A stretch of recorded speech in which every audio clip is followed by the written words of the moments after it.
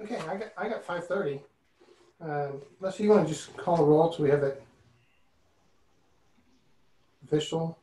Yes. Josh Altum. Here. Chris Pugh.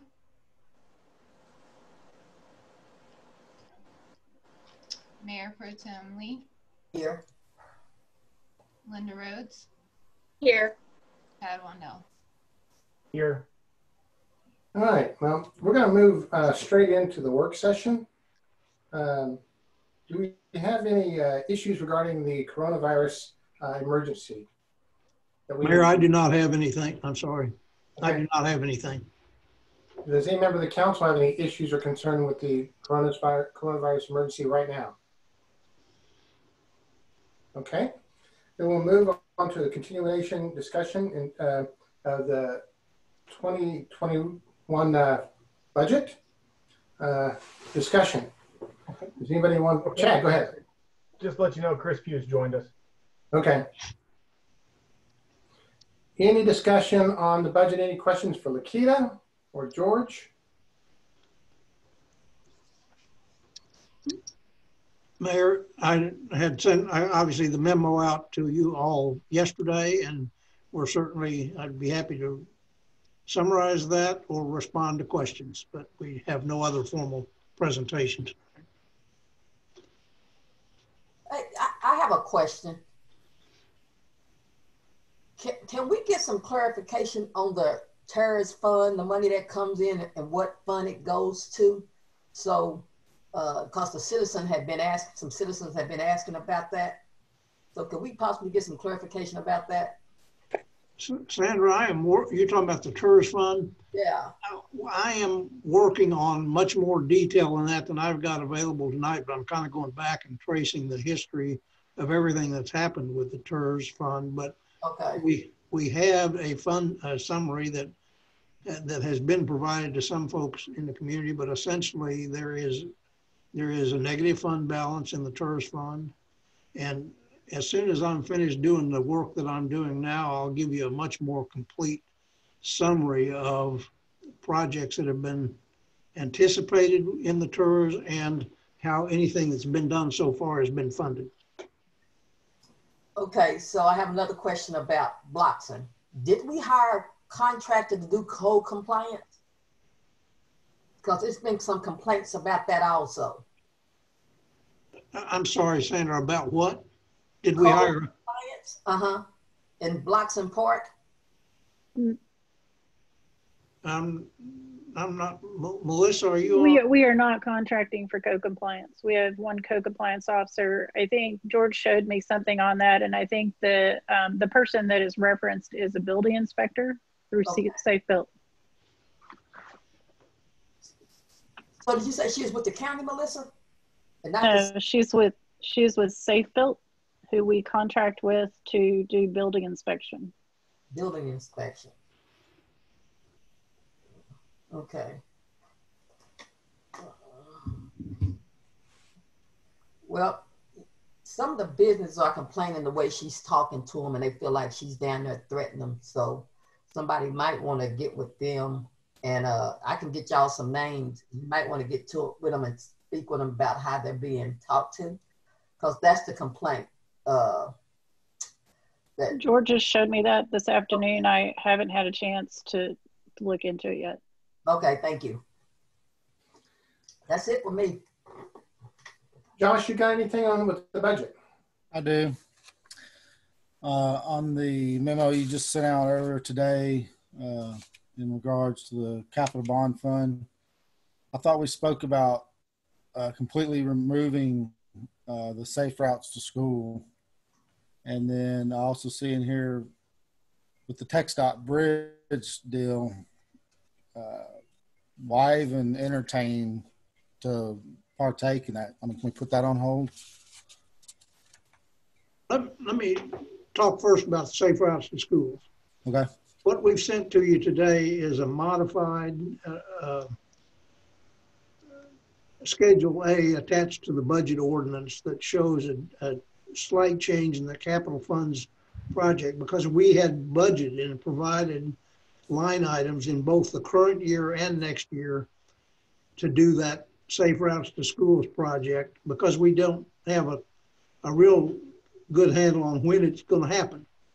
But we've now, what we sent you today removes that funding for our share of the Safe Routes to Schools project for next fiscal year. However, that doesn't remove the availability of that money from the capital projects funds. It will simply increase the fund balance. And if we don't do the Safe Routes to Schools project in the current fiscal year, which is not going to happen because we're too close to the end of the year, if we don't do it this year and we need to instead do it next year, then we will simply draw down those funds out of the fund balance, but the money's not going away. We're just not showing it as an expenditure in both years. So the money has been appropriated, the debt has been issued, the money is there for that. And just by way of additional information, I told you last week we'd gotten word that the technical committee at the Council of Governments had not approved our Safe Routes to Schools program in their round, this round of funding that they just got through evaluating. However, we learned today that in fact they've been considering how to fund our Safe Routes to Schools project outside of that specific call for projects. So apparently there's still a very good chance that we will get funding through the Council of Governments for the Safe Routes to Schools project. And whether it occurs in this year or in next fiscal year, we have that local share funding available for our participation. So it'll be available in either case. And that's the same case with the bridge. I'm assuming that's a match fund. The bridge is a project that we're modifying that in the attachment to your budget ordinance because some of that, what you're seeing in there is $285,000 that we anticipated spending this year. Some of that, 88,000 of it, is what we now expect to be spent this year. So we're reducing it next year by that $88,000 that we're going to get accomplished in the current fiscal year. But it is a project for which the debt has been issued. It's there. Part of the problem here too is that we never know when TxDOT's actually going to move forward with the project and when we're going to have to spend those funds.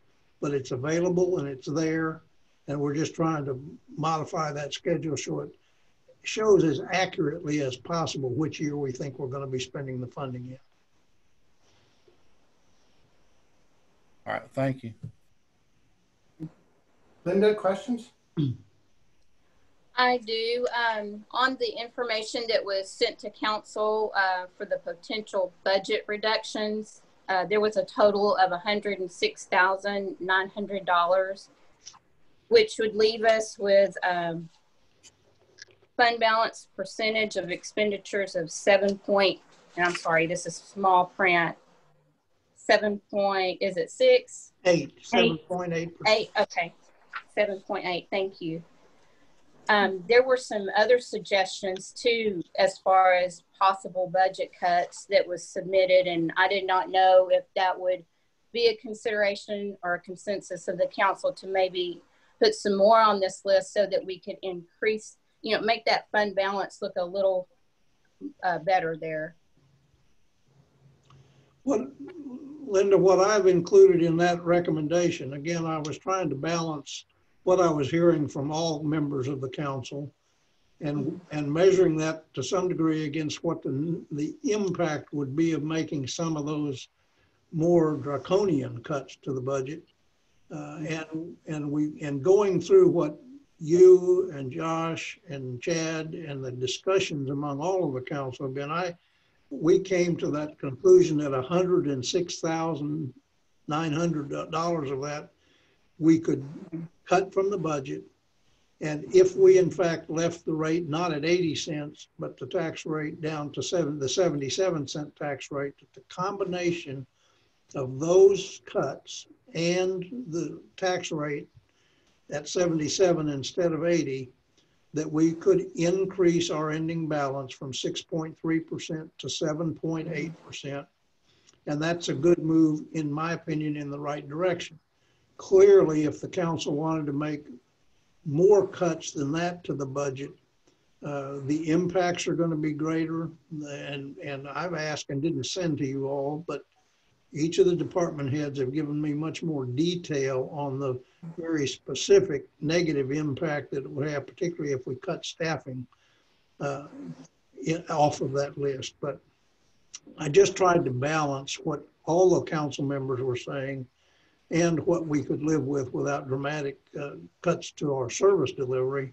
That's what resulted in this increase from 6.3% to 7.8% on a fund balance for the general fund. So that's what I would now recommend that you seriously consider adopting. But clearly, if you want to make more cuts to the budget than that, or raise the tax rate, but my suggestion at this point is that you not raise the tax rate above the 77. Okay, and it says on here that the 60 and better contract was 20,000.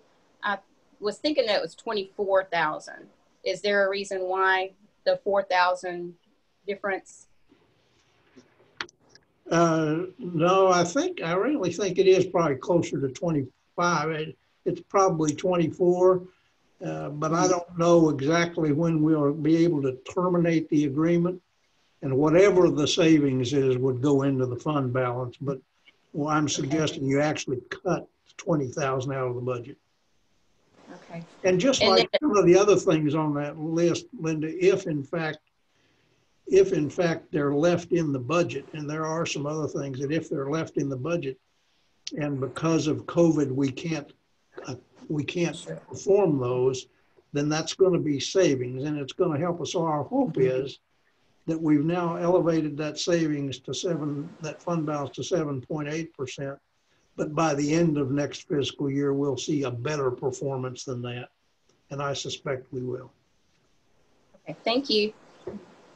So Lakita, in other words, when we look at 7.8, we're taking a very conservative look, right? We're not overestimating. We're going to figure usually probably the worst case scenario or the minimum. We could do better. Well, yeah, certainly, if we wanted to, raise the tax rate, we think at this point, we'd rather just go ahead and propose the 77 cent. But, the 7.8%, of course, is still insufficient, but it looks better than the 6.3%. And then if the council doesn't want to consider any further reductions, I think it's still a move in the right direction, even though it's insufficient. We will still do everything that we can to make additional savings throughout the year. And do you think that that this will look good to the bond rating agencies, that we're making a concerted effort to get that into line? I'm not going to say it's going to look good. We will certainly tell them that we're making a concerted effort. We will, walk through what we've approached the council with as far as the tax rate. And, this budget is very skim within itself, and anyone that looks through it can see that. And so I think that we've done the very best that we can to preserve staff and at the same time keep programs in place as much as we can. And I think that they'll look at it as an effort. Mayor, I don't think that, I don't want to sound overly optimistic because 7.8% is not good enough, but I don't think the bond rating agencies, Standard & Poor's or any of the others, if we were being rated by them, are insensitive to the issues that we're facing in Texas with legislation with regard to the tax rate, what our limitations are, and they could look at what the council's doing here at 77 cents and see that it's a pretty bold step to move it at least as far as you can without facing some more serious ramifications. So I think they would not be insensitive to the effort that you're facing. Chris. Another question. Okay, go ahead, Josh. Kind of what I wrote you guys earlier this week. So say we leave in the special events, any kind of rentals for different areas, splash pads, stuff like that's going to be closed down for COVID. If we leave that in there and we don't spend that, does that look good for S&P, the fact that we didn't spend that money and we have that surplus? Yes, I think any savings is going to look good. You know, just like we did this year. You know, we budgeted 7% and we think we're going to end at 12%. That in itself is a pretty good effort for savings. But sure, I mean, anything that's not used will be added to the fund balance and it will make the outcome a whole lot better. So anything that we save will just go into the fund balance. It will not be used for any new programs. Right? Yes. And that savings program is going to be a year-long effort? Yes. Of course, absolutely, yes. It will be, and it'll be an issue that we address every time we have a position vacancy of what takes priority, whether it's filling positions and which ones need to be filled and which ones we could delay filling and save money. So that's what we did to increase this year to the 12.5%. Chris, questions? No, one of the ones, George, just that I had was the I'm assuming if we have a vacancy over the next 12 months that we'll look at that on a case-by-case basis and determine whether that needs to be filled. And I agree with what Josh said. I think it'd be nice to leave those funds available, and if we're not able to use them, then that's good. Obviously, at this point, it doesn't look like some of those events are likely to happen, and that'll be a little bit of a savings. I guess I'd like to let Chad maybe touch what's on his, and then maybe if I have some other questions, I may follow up with some of the things Chad's brought forward. All right, Chad? I don't really have any questions, so to speak. I've met with pretty much everybody, and George and Lakita pretty extensively on ideas and just, looking down the road and where we stand and trying to get us set up for success in future years, not just this year.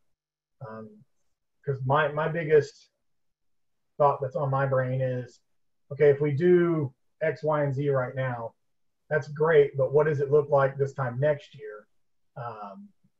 Because we're really getting to the point now where we're just going to get in trouble if we don't actually do this right. And I think that's why, one, I haven't slept in days, looking over every single line, just making sure that it makes sense what we're doing, the directions that we're thinking about, the ideas that are on the table. I had a big spreadsheet of ideas, and kind of some scenarios that I plugged in and numbers to look at just to kind of go, well, if we did this, it goes to this. If we did this, it goes to this. So I've got a good idea of what I'd like to see. So, I mean, it's kind of all been passed around now to everybody. So that's kind of where I'm at. Is I put stuff on the table so we can talk about it. So that's all I got.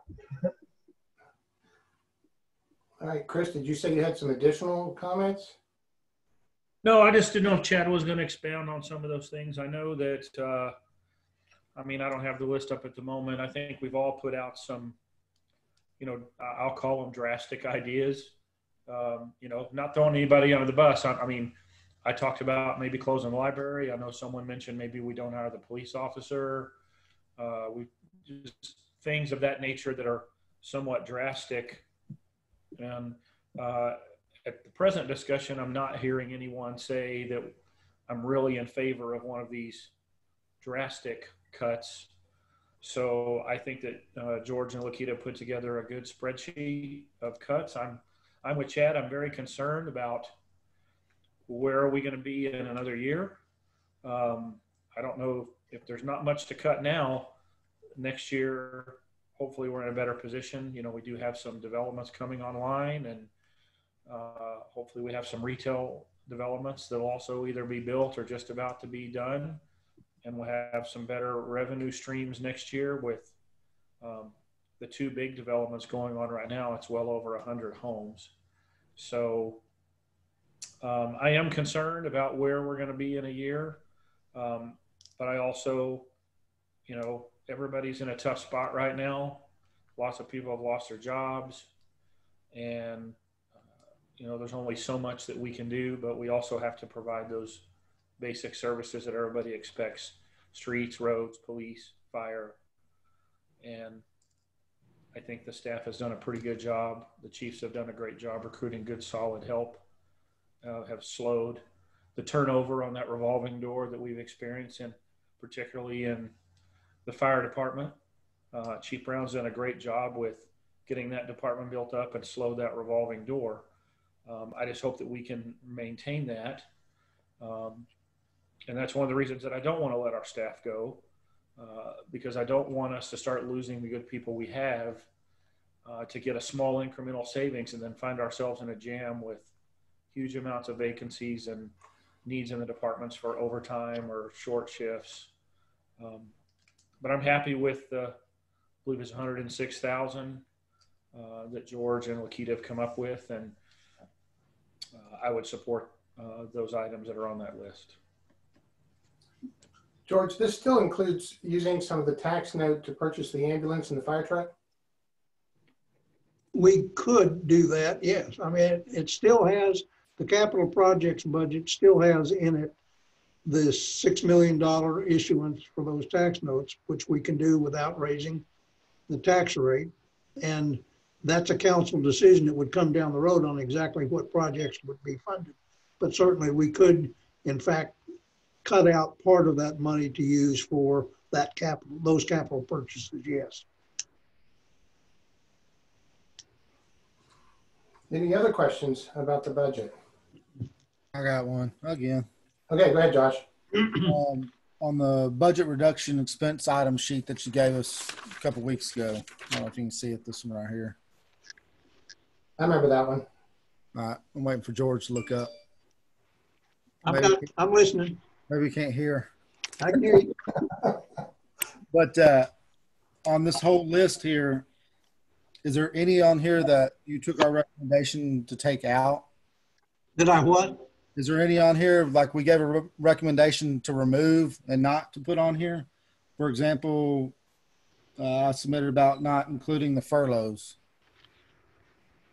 What I sent you in the packet that I sent to you yesterday is that same list, but we have only included numbers for the items that make up the $106,000, and everything else has been removed as a cut. So Okay. that the furloughs, as an example, are not included in that cut of $106,000, nor are any other personnel. Okay.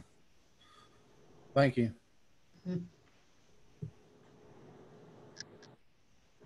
Any other questions about the budget? I have one. What about the one police officer position that has not been hired for yet? So therefore, we would not be, you know, causing an existing employee to lose their job. It hasn't been filled yet. So that's another about 97,000, I think it was mentioned. So that would be a lot more to add to the cut. Well, Linda, my concern is the governor. The governor has made it clear that if cities defund the police in any way, this is something that was from last year's budget. And if you remove it out of the budget, does that really anger the governor? He was asking all elected officials to sign a pledge not to defund police. And if we're taking that position out from last year, we're essentially defunding part of the police department. And I don't know really what the state could do to us, but it is a concern.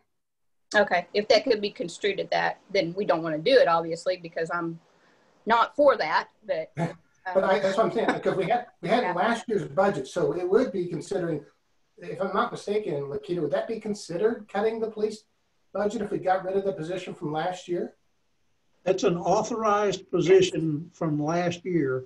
Okay. So if you cut it, you'll be cutting our authorized strength in the police department. And Mary, you've made a good point. Obviously, Tommy has a lot of other reasons because of calls for service of why we need to fill that position. But you're right. there's some unstable ground there on the defunding of any already authorized positions, what kind of problems that might cause. Okay. Williams, would you mind maybe explaining to folks that weren't on here last week why it has taken the time it has to get this officer available? Well, we started with the hiring process right after we got our new budget started October 1 of last year. But the first group we tested, we didn't find any applicants that qualified to go to work. We tested, I think, the second group, and just about the time we were ready to start processing those people, they started shutting down police academies and city halls, and all the COVID-19 restrictions came into place. So at that point, we held off because we didn't know when we were going to be able to hire and put someone in the academy. And as it turns out, the first academy is going to be this coming October. And Tommy, go elaborate on that a little more. How much longer, even after that, well, we'll actually be able to have somebody field trained and so forth? Correct. That's the real issue for us, is that it's 10.5 to 11 months from the time we actually hire someone for us to get them out on the street working as a police officer. And that's just a green rookie with no real street experience. And I know James puts up with the same issues down in the firehouse. The training requirements are just getting really extensive for public safety. And we also have the issue of ongoing mandated training that every officer has to have every year. We also have to have, it's not necessarily mandated, but training that we do to continue our skills like defensive tactics, firearms training, active shooter training. All of these things, it takes enough people to cover the street while we're taking part of those people off and putting them through this training.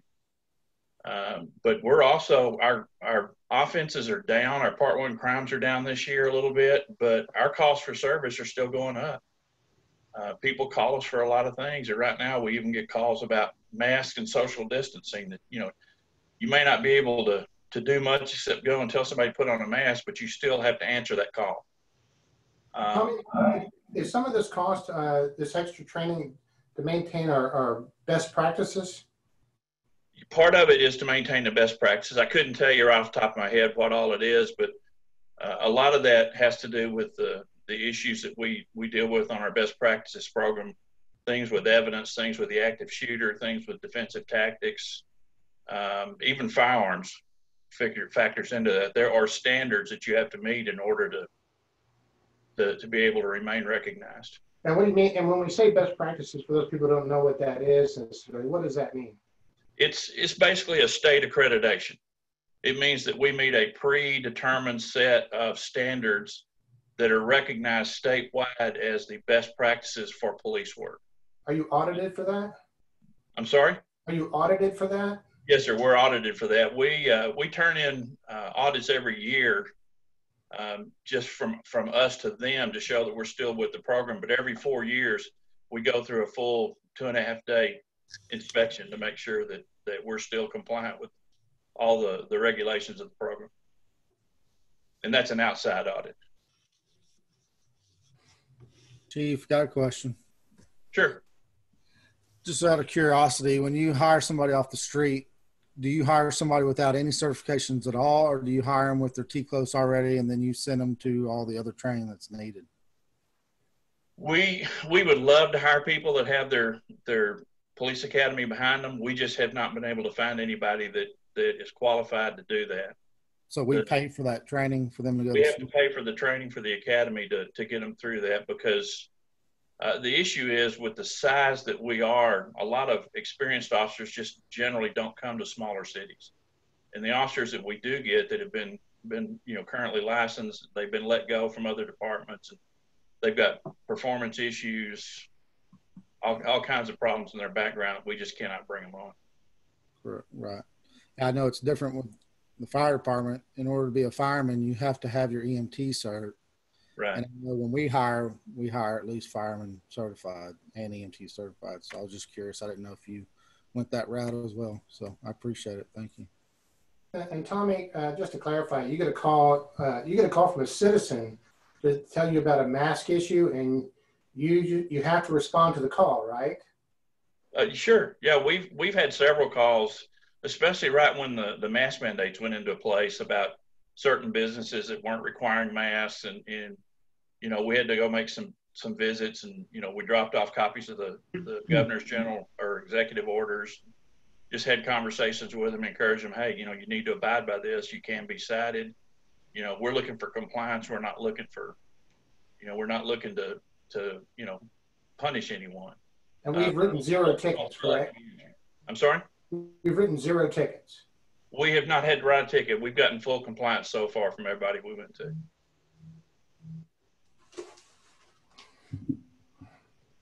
All right. Any other questions?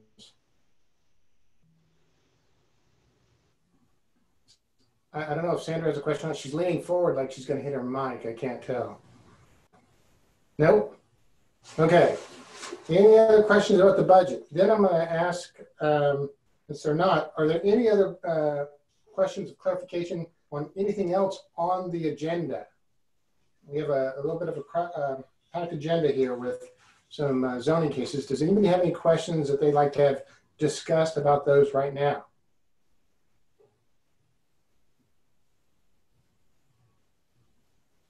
Mayor, maybe Melissa can speak. I'd like to get a little more information about this community center zoning change. I know that we're not to platting or anything like that. It seems like a small space to have parking and a building, and I'm just curious if the property owners have given you any idea of how they plan to work that into that small space. I'm sorry, which one are we talking about? One right there on the circle where they're wanting to change from ag to a neighborhood village and build a community. I think it's the Tamika, Sergeant. Oh, yes. Okay. No, we don't have a building plan. So basically the neighborhood village allows you to develop it in an urban way. So the parking would need to be in the rear and the building towards the front. There's opportunity to share parking, although that's probably not going to happen in this particular case because it's not adjacent to another commercial use. But you know, it really just depends on how big the building is and what their design is, which, you know, we don't have that at this point. I guess that was just my only concern. I realize we're not to that phase yet. Is if you build a community center, how much space do you have for parking, and then where are the additional cars going to go? Once that you have more of an opportunity with neighborhood village than you have with commercial zoning by far, because a neighborhood village zoning allows you to have much less setback than is required with the commercial zoning. So you actually could utilize the land more fully than you can with commercial zoning. Okay. Hey, can I say something right quick? I've seen the plans, and the community center is not so much to have a bunch of citizens in there at one time. It's for meetings, you know, it's for tutoring, it's for the senior citizens to be there in like the mornings, maybe the kids after school to come in for tutoring. Matter of fact, she sent me the plans, Chris, and I can send them to y'all. If you get on the lot is a lot bigger than it looks from the street. The building is going to be anywhere from 50 by 100 or 60 by 120. And it leaves a lot for parking. Okay. Because I was thinking the same thing when looking at it from the street, but once I saw the design and actually got on the lot, it's a pretty good sized lot. Okay, that's fair. So I was asking if we were at, because I'm not necessarily against it. I'm just, like you said, when you look at it driving by, it doesn't look like there's a lot of room out there for cars once you put up a facility, but putting it on paper probably makes a big difference. Yeah. So you're saying they're looking at a 5,000 square foot building on roughly 50,000 square feet of property? Well, you're throwing numbers at me, so what I would do is send you what you need. Well, I'm assuming that an acre is about 43,000 square feet. It's a little bit bigger than an acre, so I'm gonna guess about 50,000. And if it's 100 by 50, that's 5,000 square feet. So that's about 1/10 of the land use for the building, it sounds like to me. Well, neighborhood village can be 2-story as well, correct? Yeah, but you go 2 stories, then you're going to have some also some ADA requirements, probably an elevator. Yeah, it's 1 story. It's 1 story. Yeah. All right. Any other questions about that property or the other property that we have on for zoning up? I have a question regarding PC 20-11 for ordinance. New Hope Road? I'm sorry. Is that New Hope Road? The 20-foot UDC. front setback. Yeah. Okay. Okay. On the ordinance, on page 2, where it has the table, it has the front setback correction, but it also changes the maximum number of stories on there. Because when you look at the original sheet that's like this, it has different information on it. And I didn't know if that was just a typo, but we need to be sure if it is to correct that when we approve this. Okay. I'm not sure which page you're looking at. I mean, the PZ11 is only for the front setback on R3 and R4. Okay, if you look on page 2 of the ordinance, where it says maximum stories number, and it has number 1 all the way across, that doesn't match what is on the page after our staff report that has the existing table on there. Maximum stories, for example, says 2.5. For multifamily is 2 and MH is 1.5. That just caught my eye and I knew it was different. So I just wanted to bring that up. Okay. This is in your packet you're referring to? Yes, ma'am. Okay. Let's see if I can find it.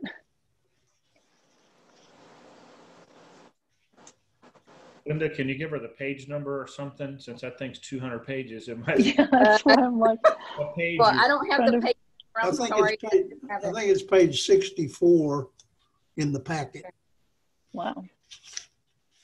That's pretty good. And the ordinance is page 65.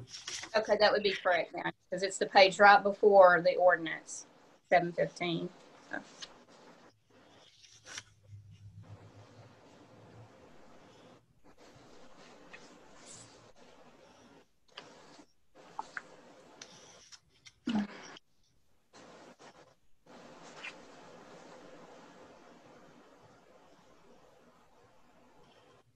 Linda, are you looking at the line that says maximum stories for accessory building?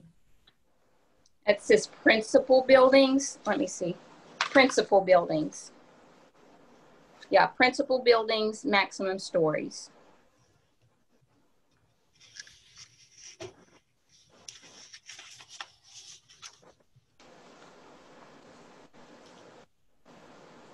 Yeah, I see. On the one attached to the ordinance, it's got 1 story all the way across, and on the chart in the front, it's showing.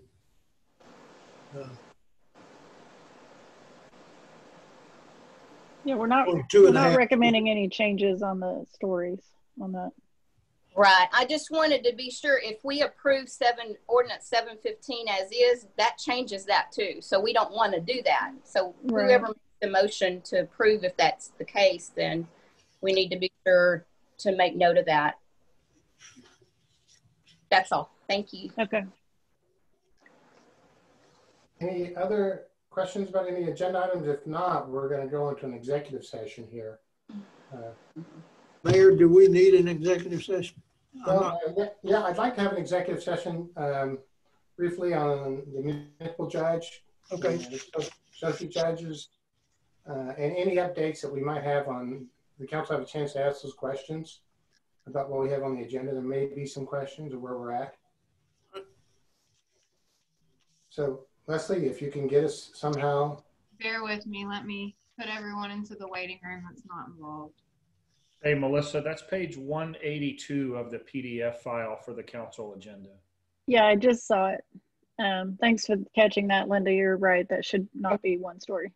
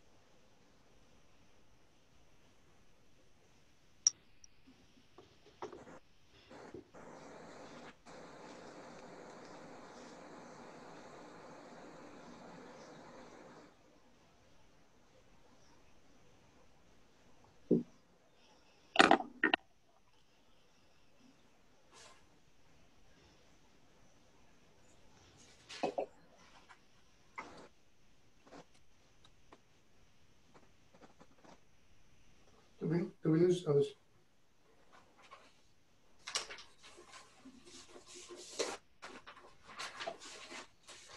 Okay, let's see. Okay, so we're going to go in for section 0071, 072, and 074.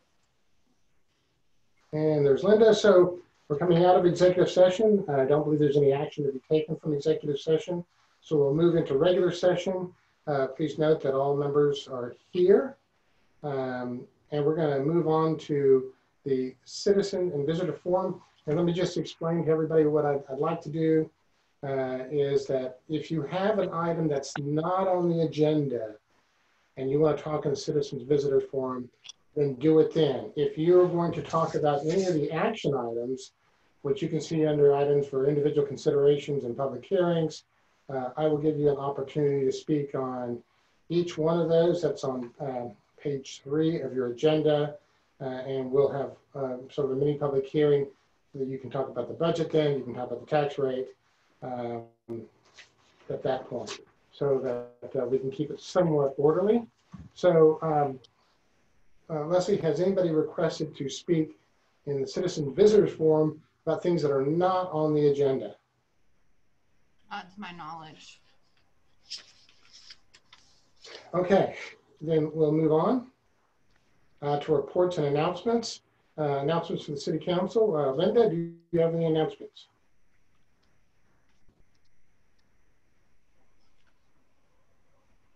Linda? Any announcements? Sorry, hit the wrong button. Just a reminder to everyone that if you have not turned in your census information, please do so. I think we're still lacking in some numbers, and that's just really, really important. You know, our focus right now is on budget. This can really affect the monies that we get on down the road. So just, if you haven't already submitted your information, please do so. Thank you. Josh. All right. I attended the 9/11 Memorial downtown this week, and then I also went out and viewed a couple of developers' projects in Arlington that are actually doing work here now and possibly in the future. Some really nice buildings that they built, and that's about it. All right, Chad? Nothing major. Just like to echo Linda's sentiment on the census. There are people going through the neighborhoods. Volunteer to be a proxy if you know your neighbors well enough to let them know if somebody's missing information, they've been having troubles getting a hold of them. It's really easy. There's nothing personal about it. It's just there's 3 people that live in that house. That's a big deal. It puts us on the map for, you know, mid-sized retailers as well. So we're hoping to, at least I'm hoping that we hit that sweet spot that I know that the, you know, your Chick-fil-A type retailers and those types of retailers are looking at to make things make economical sense. So please do not leave yourself out of this. Every head counts, and it's very, very important in a business side of this, because those businesses use these numbers to run it through their matrix to go, it makes sense to be here or it doesn't. And that's the first step of them even looking any further down the road. So please, please, please fill out your census information. That's all I got. Sandra. I just wanted to thank Corporal Dancer for everything that he's out doing in the community. I spoke with some citizens and they are saying that he's really making a difference. So I just wanted to thank him and thank Chief Williams for having a department that's really working hard for the city. I get that. Chris Pugh. I attended a portion of the 9/11 memorial service. I wasn't able to stay for the whole thing. Well, there was a lot going on. For folks who didn't see that, we had over 200 members of a motorcycle group come into town, and that was after one of their riders was injured and airlifted. They continued to come here and finish that ceremony, and I appreciated that. It would have been very easy for that to just sidetrack their plans. And we had a number of, I saw Larry there, the on-duty firemen were there. We had a number of other organizations that were represented, so I wanted to say thank you to everyone for the city that was involved. And then just also wanted to remind everybody that we are still having positive tests for West Nile and the mosquito traps throughout Tarrant County. And to be mindful of that if you're outside in the evening, to take whatever precautions you feel are necessary for you and your family to be protected from mosquitoes. Thank you. I have nothing. George, any updates from you? No, sir, I don't have any other ones. All right, Lakita, financial reports for the city and EDC. Mayor, I don't have any particular highlights for those reports, but I'd be happy to answer any questions if there are any. Any questions for Lakita?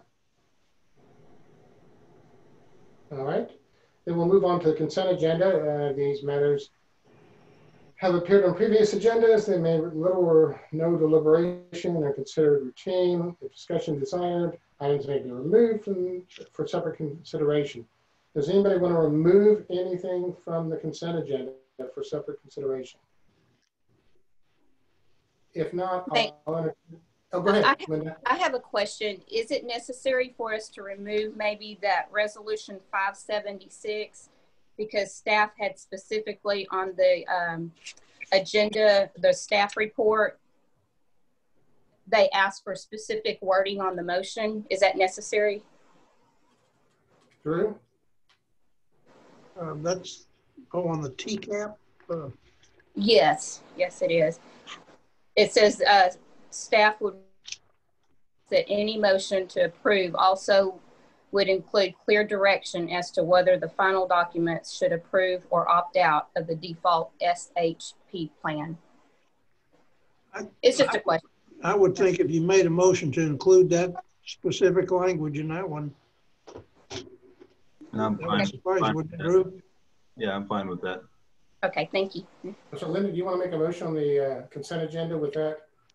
Yes, I'd like to make a motion to approve the consent agenda with the adding the language for resolution number 576 to include the clear direction. Right. Should include the SHP plan. Do I have a second? Second. Second by Chad. Leslie, would you take the roll of that? Josh Altum, Yay. Chris Pugh, Yay. Mayor Pro Tem Lee, Yay. Linda Rhodes, Yay. and Chad Wandell. Yay. All right, motion passed unanimously. Now we're moving on to items of individual consideration. And as I said, that the first thing that I'll do for each of these items is I'll have a public hearing. You'll have 3 minutes for each of the items that you wish to speak on as we go through them. Item 1, discuss and consider ordinance 710 of the City of Canada, Texas, adopting the budget for the fiscal year beginning October 1st, 2020 and ending September 30th, 2021. All right, so I've got so far Joe Palmer wishing to speak on the budget first, because that's the first thing, and Linda will come to you next. And Joe, if you can pop on the screen where I can see you, or you on the next page. There you are. So just give your name, address, the typical stuff, and then once you give your name and address, I'll start the clock on you, okay? Thank you for the opportunity, Mr. Mayor, members of the council. Joe Palmer, 4017 Sanguinite Court, Fort Worth, Texas, representing the Kennedale Alliance of Business Owners wishing to speak on the budget itself at this time. Okay. Again, appreciate your time. For anybody on the council who is against the budget or who thinks there should be additional work put into the budget before voting on something, I would encourage you to stand strong in that tonight. I would encourage you, if you're not sure of the deadline by which point you have to have a budget finalized, go ahead and ask that question and put it off until a later time. Am I asking for this out of the blue? No, I'm asking because I feel like there hasn't been a substantive conversation on the budget as far as ideas, referencing in particular ideas that were put forward by Council Member Wandel. I believe I understood him correctly to say he had a spreadsheet full of ideas that he circulated to other members of council, and a subsequent comment indicating to me that perhaps those ideas have not been fully looked at or fully taken seriously by other members of the council. In addition to that, I would like to say something about what I perceive as the level of enthusiasm that is going into consideration of the budget, judging by what we can say the dynamics of behavior leading up to this point, and also what I see on the screen now, what people are looking at, or if they're really listening to what's being said. We either have skin in the game or we don't. Staff, department heads, for example, you can up and leave, or you could stay in Kennedale and work someplace else. If you crash the ship, is it really as much damage to you and your life and your reputation as somebody who has invested their life in this community? I'm talking about somebody who owns a business in this community. When you raise taxes, when you say yes to all of these budget items all year long, and you don't make any tough decisions, it's easy when you're a city or a taxing entity, when you can just open up the spigot and increase your own revenue in the form of more taxes. When you're a business or when you're a household, you can't do that. I feel kind of silly having to specify and clarify this to you people, but obviously it does need to be clarified to you. And so that's what I'm saying to you right now is ask the tough questions. It's not too late. We have more time. If you're not sure of when the deadline is to vote on the budget, go ahead and ask that question. The city council runs the city. You were elected because you care about the city and you care about the people who are here. Listen to them, understand their problems that they're facing, and take this very seriously. You're not led by the department heads. You're not led by the city manager. You direct the city manager on the budget that you want and the rate that you want. Thank you again. Thank you, Joe. We'll come back for you on the next one. Linda Miller, if you will just pop on for a second, put your name and address, and then we'll start you on the clock, and you got 3 minutes. Linda? All right. Okay. All right, go ahead. Yeah, 411 Kevin Miller, Kennedale, Texas. Linda Miller. All right, go ahead and start. Okay, I just wanted to say one thing about the senior center. These people paid their taxes for years, and I know you're not closing it, you're just moving them around, but I still think that that's wrong. As far as the policemen, I think we should save that money. That's just my opinion. And that's all I wanted to say. Okay, thank you, Linda. Is there anybody else that is wishing to speak? You can raise your hand. I can see it on this budget item. Leslie, are you seeing anybody? No. All right, then we'll move on from there, and we'll have a discussion of the budget. That's ordinance 710. If somebody wants to make a motion on that in a second so we can start discussion, that would be great. Then you can vote it down or whatever you want to do, or vote it up on it, whatever. I just have to get a motion so we can get to the discussion part, please. I make a motion that we approve the budget pending amendments that are about to be discussed. Okay. You want to approve ordinance 710, but we may come back and amend that. Correct, because I am going to go through some of the items on my list that I think should be the cuts to the budget. Okay, so I'll second. All right, second. All right, so let's go ahead and have the discussion of the budget. Chad, you had some items, so let's hear from you first. Okay, so, you know, I've had pretty extensive conversations with a lot of people behind the scenes, just understanding the numbers, where they're coming from, why we had some increases in some places, just making sense of everything. And with having said and seen all that and understanding why there was maybe what looked like a salary increase, it really wasn't a salary increase. It was, that's the rest of that person's salary that transfers over to the next year. These are the lists, one that George gave us, plus some stuff that I went through that I think we should include in the budget cut. So I'm just going to go line by line. So we already have our medical savings. I think we should do the senior citizen contract and move that over. The travel and dues that George had pointed out, all of those. I think we should go ahead and hold off on hiring a police officer. Then let's see, amend the value for the scuba gear, since I believe Chief already said they didn't plan on getting 6, and 6 was what's actually listed in the budget. So if we amend that down to the number that they're gonna actually plan on purchasing. Let's see. And then basically from George's list, we've got the special services CMOs, the stuff from the library. And while I'm talking about the library, Amanda, you've been awesome. Every time we've asked for a little bit more, you've always come back and give us a little bit more. That's exactly the attitude we need. And I appreciate everything that you've dug deep and done. It has not gone unnoticed. The expendable supplies, the special services, the office supply reduction, let's see, another on George's list, the legal cut. I know it seems minuscule, but again, it's on the list and I think we should take it. The reduction in special services out of community service, the building maintenance issues that George had on his, the no splash pad, go ahead and cut the council special events, the library's book service, and then the employee dinner recognition, since we probably won't be able to have that anyway. If we do all of those cuts, that basically puts $293,782 of cuts. Okay, so let's just sort of tackle those one at a time, Chad. Okay. Your first one was? Mayor, can I say one thing? Yes.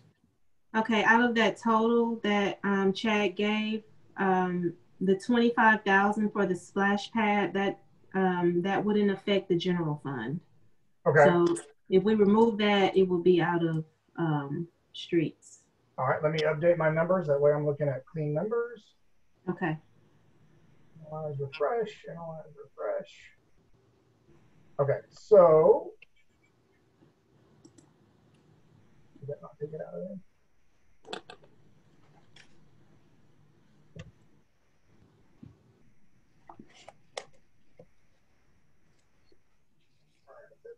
Can I say something real quick? Yeah, go ahead, Josh. I just want to say something real quick to the public. What Palmer said kind of hit me wrong here.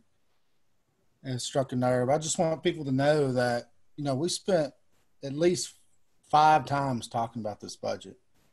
And everybody giving their ideas and cuts. We're sending all those ideas, cuts to city staff, department heads, and we've accumulated all those already. And that's kind of where we're at right now. So if you think tonight isn't making a tough decision, then I don't know what to tell you, because this is one of the toughest decisions I've had to make on this council.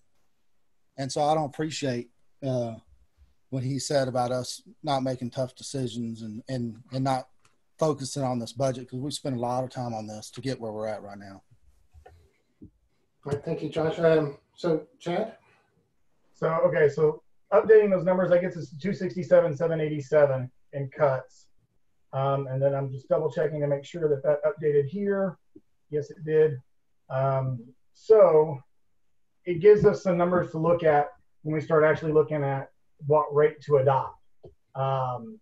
So with those cuts in place, if, for example, we decided to adopt the effective rate, that would leave us at an 8.23% budget fund balance.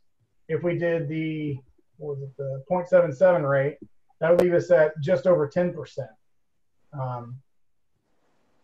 And to me, that's a step in the right direction, at least. So, well, let's talk about one of the more controversial ones. I think that we have here, Chad. I think you'd agree, and that's cutting the police department by about $100,000. So I'd like to know where people are about taking $100,000 from the previous budget, because that's what we're doing, and getting rid of it. I know Linda has suggested it. I'll just go around the room here. Chris, what's your thoughts on that one? I think I would be against it. I think one of the constant comments we hear is we have crime on the increase. I don't know that the numbers bear that out, but the citizens feel like we have an issue. I know Chief Williams gave examples in our last meeting of times when the officers we had were at their capacity and had to reach out for assistance. And I know one officer is not going to eliminate that every time, but one officer can make a big difference on whether a man's by himself or whether a man has a backup on a domestic violence call. And I also feel like that we've made the commitment to the chief to fill this position, and he's extended an offer to a candidate. And I feel that we should keep our word on both of those at this point. I think we're too far in the process. If we hadn't extended an offer, we still had no viable candidates, I might feel slightly differently. But I feel like that we've had enough citizens come forth saying that they would like to see more police on the streets. And this is something we approved a year ago, and I think we should stick to that commitment. Sandra, your thoughts? I agree with Chris. If we needed him last year, we need him this year, because with everything that's going on, crime is going to start rising, homelessness is going to start rising. And so when we need to make a call and we need an officer on the scene and we don't have one, then the citizens will be complaining about that also. So these are tough decisions, but you have to decide whether you're going to give the citizens what they need. And I understand people say, well, people are losing their jobs. People are losing their lives. And we complain about city budgets, but we allow money being spent county-wise, state-wise, federal, but they want us to cut back and say, we don't need money here. We don't need money for that. I don't like my car driving down the road either, hitting potholes. I don't like seeing strangers walk down my street at night. And if I call a police officer, I want a police officer to be able to come. If my house catch a fire, I want the fire department to be able to come. I don't want to have to wait for somebody to come 20 miles across the way to try to help me. We have to decide, I understand that your house's payment's going to go up $20, $40 for some of us a month. But I mean, just think about it. A lot of us spend that money anyway on stuff we don't really need. We need these services. We do need these services. We got senior citizens over there right now that have people knocking on their doors at night, asking them for meds. We need police officers to be able to and drive through that facility to make sure those seniors are safe. It's just, and I understand people and their money. I love my money too, but I'd rather spend a little bit of money now and make sure that the citizens are taken care of than sit back and watch a lot of citizens not be able to get what they need. So I'm looking forward to the comments. I'm not going to change my mind. It is a hard decision, Josh. We are not taking it lightly. We have been discussing this budget for months. And you have to decide. You have to make a decision. And you have to be man and woman to stand up to that decision that you are going to make. People are never going to agree 100%. There's a lot of people out there that agree with raising taxes. So we're just going to have to do what we need to do and be done with it. All right, Josh?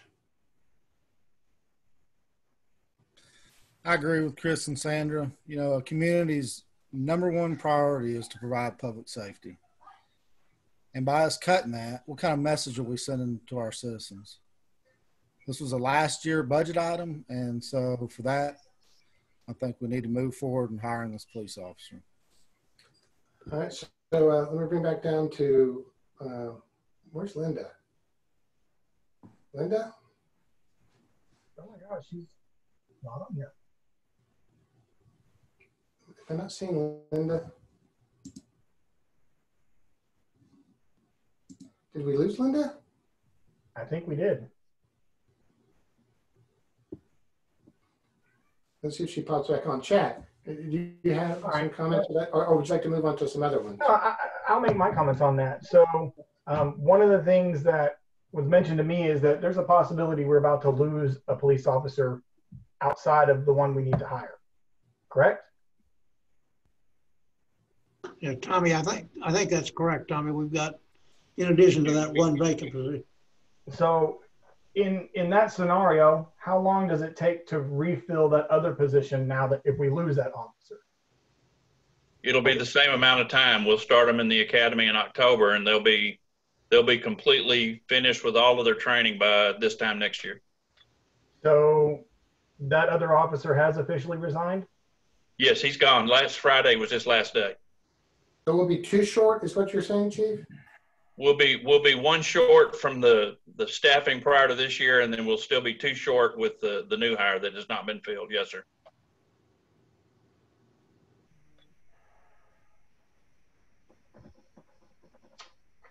That's a toughie, Chad. I can tell you're sitting there looking at it.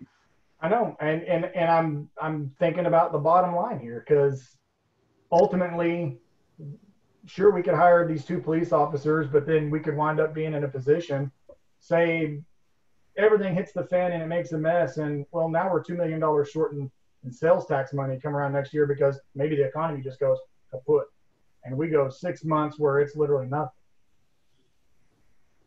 Possible, yeah, that's possible. Now we're in a boat where I don't even know what we do in that scenario, that kind of a budget deficit that would come at us. I mean, talk about being short, you don't even have it to cover it, a third of it. So, I mean, and that, of course, that's playing devil's advocate and giving you the scare tactic scenario of, oh my gosh, the sky's falling. And I'm not one person to beat around that kind of a bush. But what I'm saying is, I'm optimistic that next year looks better on paper than this. I really am. I'm rather impressed at our sales tax values being where they are. And frankly, we kind of got a little lucky not being so dependent on sales tax dollars. We could have been in the boat where our sales tax dollars dried up and we were in deep, that certain creek and no paddles.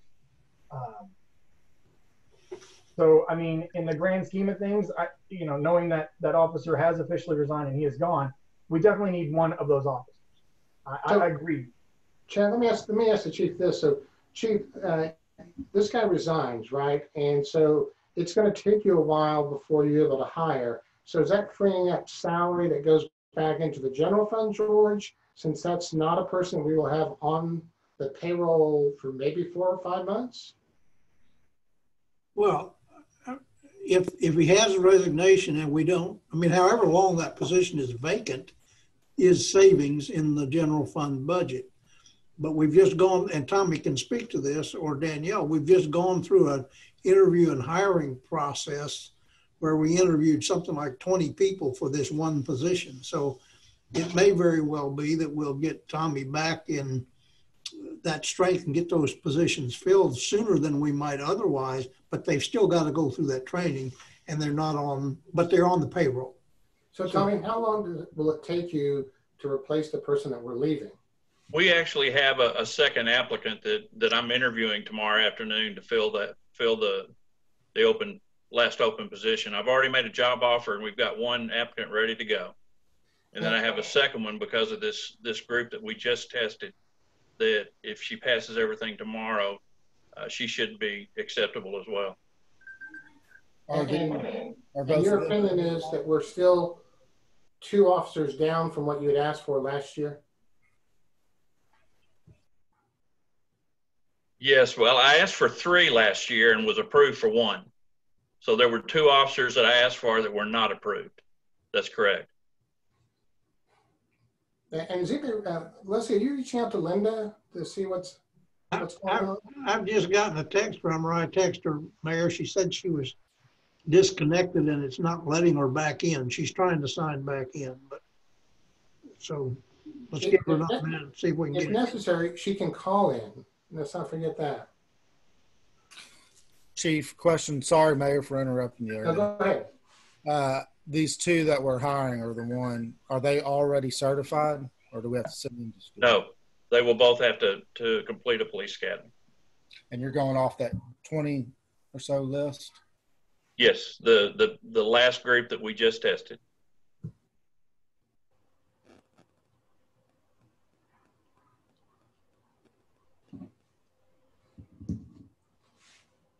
All right, so I heard 3 votes that they wanted to keep those officers. Is there any change in those votes after Chad's discussion?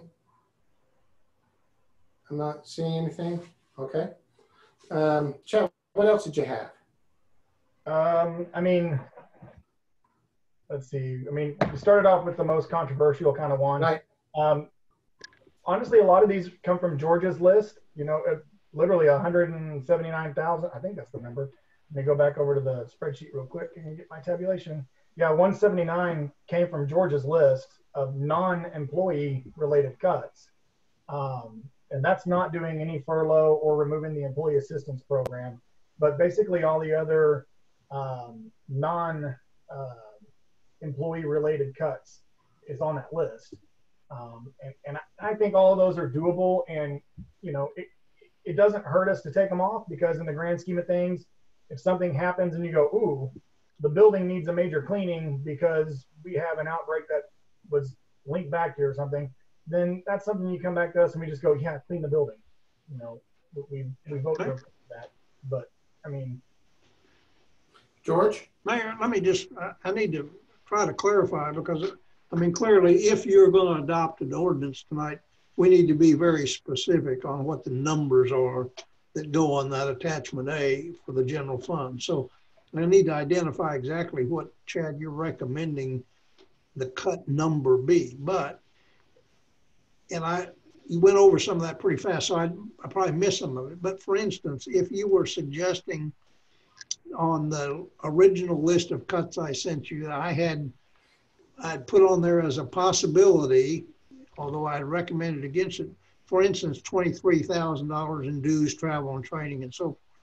On the list I just sent you, we reduced that to $13,000 because we went back and scrubbed it some, and there are some monies that were in that original amount I had suggested as a possibility that were probably required for certain certifications and to keep it. So I reduced that number from 23 to 13. Same thing with the cleaning of City Hall, the building maintenance. We re-identified that because it comes out of the same line item, but as building maintenance, because there's some of that original 18,750 that I don't now think we can modify our contract for cleaning, but there are a lot of things like pest control and window cleaning or certain items with doing the floors that we can just do without. So I reduced that number from down to 10,000 from 18,750.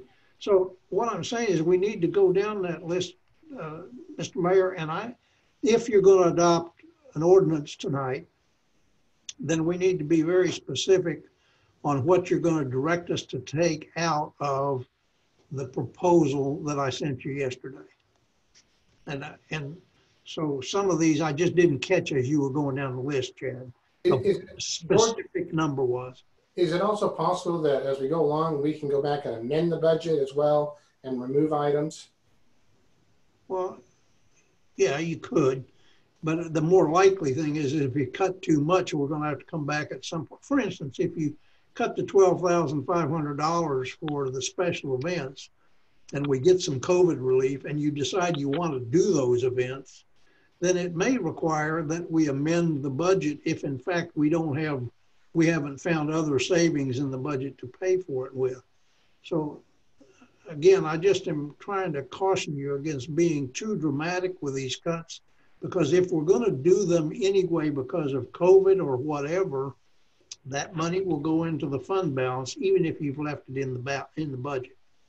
So, but whatever you do beyond what's in that budget ordinance tonight, when you make a motion, we need to know a specific number. Chad, you want to continue? Yeah, I'm just trying to organize my thoughts on continuing. How about if I come back? What if I come back to you here in a few minutes? Okay, yeah, move forward while I process the numbers. Josh, comments, questions? I do have a question. Since we talked about that police officer and freezing that spot, that raises a good question. Is there any spots within the city departments that are frozen that will still be held froze? Does that make sense? Yeah, I don't know. Danielle, do you know if we have any current positions that are vacant that we're holding back on hiring?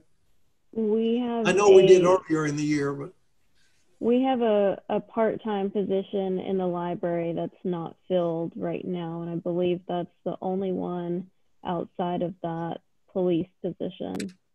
Two police positions. And can I ask real quick, is Linda on the line? Did she call in? Well, she said she's okay. I am here. Yes, Mayor. Thank you. I don't know what's wrong with my computer, but it will not let me sign back on. I apologize. No problem. We'll come back to you here as soon as I finish with Josh, okay? Thank you. Josh? Yep, I'm still here.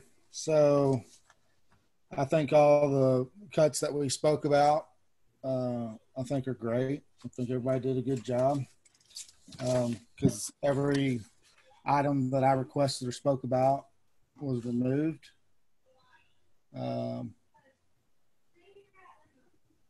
So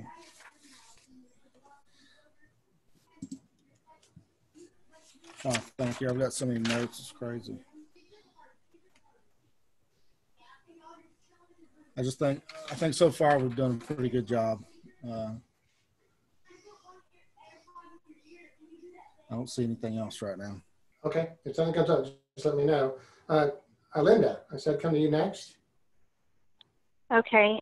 The other item that I had suggested on my sheet that hasn't been brought up yet was overtime, to cut that in certain departments, not all of them. The ones that I felt like, we probably could do that, and then offer the comp time in lieu of overtime pay. And the estimated amount that I came up with, of course, that wasn't through staff, but that I went through the budget book and added up, it was about $10,000. George? Well, I mean, that is not included in the amount that I did, because frankly, well, first of all, there's a number of reasons that I really don't think offering comp time is a particularly good practice. And sometimes we may be restricted from doing that if an employee works and wants to be paid overtime. So I'd have to look into the legality of just forcing them to take comp time instead of overtime, because I think that could be problematic, and I've seen it be problematic in other places. But the amount, the $10,000 it just depends. There are, for instance, in I think community development, there's only $2,500 in overtime in there anyway. And as short-staffed as we are with one person in each phase, that means if we need to ask somebody to work overtime because for vacations or sick leave or anything else, and we have no money to rely on to pay them even a few hours of overtime, that becomes problematic. And what it will more than likely do in any area that Linda, that you're talking about in those departments here in City Hall, essentially, is put us in a position where we simply, right now, you all are getting some calls and complaints about how long it takes to answer phone calls and get permits issued or plans reviewed. And those are the kinds of things that sometimes we just have to ask people to work overtime to get it done. And that service level is going to fall if we can't ask somebody to spend a few extra hours a week doing some overtime work. So you can cut it out, but we're going to have to either live with the service reductions that result from that and accept that, or we don't need to cut it. So now, I mean, frankly, the things you're talking about here are all general fund issues. And if you all have come to the conclusion that you just want to cut another $100,000 out of the general fund budget, then pick a number and adopt the ordinance like that, and let me come back to you and tell you where it'll come from. I just don't know whether we're going to make it. I mean, how much detail we can make it through like this on these individual line items in the budget, unless you've got a number in mind. Okay. That might be an option. I'm not sure. Chad said that his total was like 267 at one time. And I don't know, because I missed out on some of the conversation there. I don't know if that number changed again or not. But for example, if let's just say 250,000 for sake of having it a rounded number, if that was in the motion to cut a total of $250,000, then that would give us whatever percentage left in the fund balance over expenditures. Linda, that number went down because at least 3 council members did not want to get rid of the police officer, which was the biggest chunk of it. Let me make another comment just for clarification. I mean, if you want to go for and that number of 250, for instance, what's on the list we sent you yesterday with 106,000, based on my conversations with several of you and listening to your conversation, the general consensus I got was that you wanted to stay away from cutting personnel. Yes. I don't think we can do $250,000 worth of cuts from this list without me coming back to you telling you which people that's going to be. There's not $250,000 worth of non-personnel items left on that list. And let me just go over here to Drew. Drew, the question is about when you have to adopt the budget and the tax rate. Can you clarify that for us, please? Yeah. So state law actually gives you until the end of the month to adopt the budget. Problem is that the tax code basically requires you to approve it tonight. So the tax code says you can't have a meeting to vote on the tax rate later than the 7th day after the public hearing. Your public hearing was 7 days ago. So you have to approve your tax rate this evening. And even though the law allows the budget to be approved up until the end of the month, you have to approve your budget before you approve the tax rate. So your budget and your tax rate need to be approved tonight. Just want that clarification. Linda, anything else that you wanted to add into there? One more thing. I did have on my sheet also a question about the EDC and how much money that it owed the general fund. And that's still a big question mark as of right now. That could make the difference there. I don't know, because I don't know what we're talking about as far as what type of reimbursement that would be.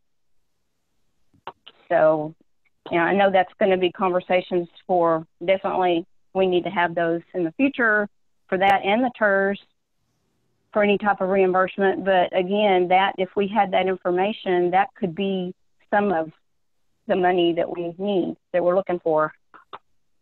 But I guess if it's done later, then that will only benefit us in the fund balance, which would be good too. Isn't that what we're really focusing on, is trying to rebuild that fund balance somehow? Yes. If we came to a conclusion, and I'm again doing some pretty detailed research on the TERS and then on the EDC to try to document any actually legally committed reimbursements that those funds need to make to the general fund. But with regard to the TERS has a negative fund balance. There's just not money laying there in the TERS to pay to the city. The EDC does have some fund balance, and Lakita, you can throw up your hands and tell me if I'm wrong. I don't remember exactly how much it is, but there is some fund balance there. And if the EDC made the decision, first, if we could identify that there was an agreement that it would be paid, some money would be paid back to the city, we'd need to determine, and part of what I'm trying to do is, was the city's money actually spent for projects? And then the EDC would have to make the decision that they wanted to pay it back and when they want to pay it back, when they think they've got enough money. That fund balance isn't huge in the EDC either. So neither one of those is a panacea to the general fund's fund balance problem. All right, Chris. I don't think I have any other comments at the moment. Thank you, Mayor. All right, Sandra.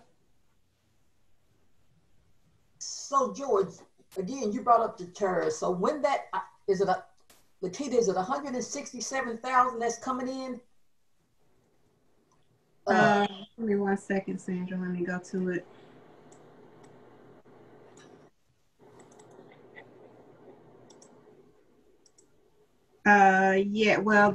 The total revenue coming in this proposed budget is 162,734. Okay. And what's the ending balance now? What is the fund balance?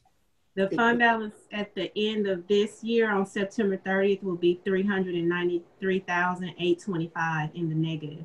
So that new revenue coming in, where we're now beginning to build money into the TERS, is first going to reduce that negative fund balance before there's actually any money there to spend on projects or pay the general fund.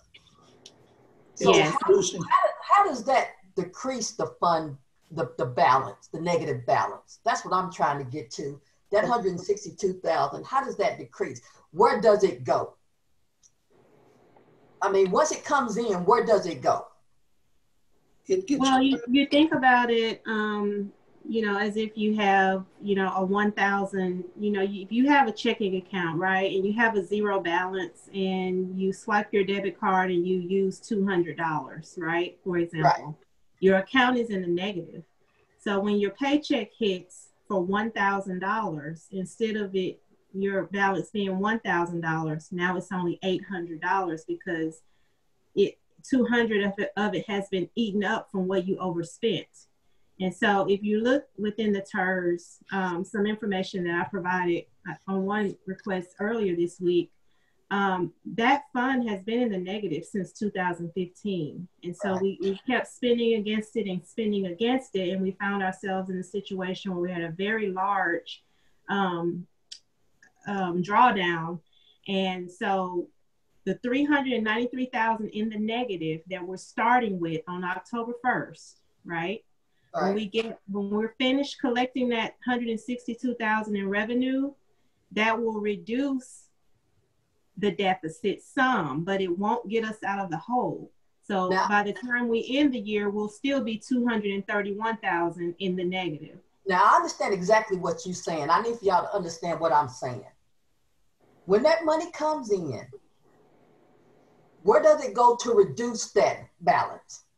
Are we paying somebody back, or where is the money going? It's just not sitting in the TERS fund, is it? Is it just sitting in the TERS fund? If all of the entities that pay into the TERS, the other entities, including the city, and the total revenue into the TERS fund, it's all of that TERS, all of those increased values and tax dollars get credited as a revenue to the TERS fund, which reduces that negative ending balance.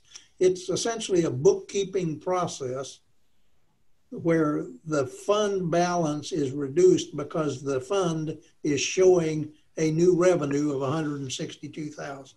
Okay, but like in 2015, we were $800,000 in the hole. So where did that $800,000 come from to get the TERS in the hole? Why was it in the hole? Yeah. I'm trying to say, to get in the hole, we had to get some money from somewhere, right? Right. There are, Sandra, there are, and what I'm finding some of even today are some minutes going back to 2015 where when the TERS was created and there was a project, a financing and project plan, and the board and the city council both understood that some projects needed to be done. And for a big part, it was getting engineering design work done that would be charged to the TERS, but there was a recognition that the TERS had no cash. So the payment of those projects or those engineering costs were being paid by the city on behalf of the TERS. And that's where the TERS may owe the city money, but there's no cash there yet to pay it back.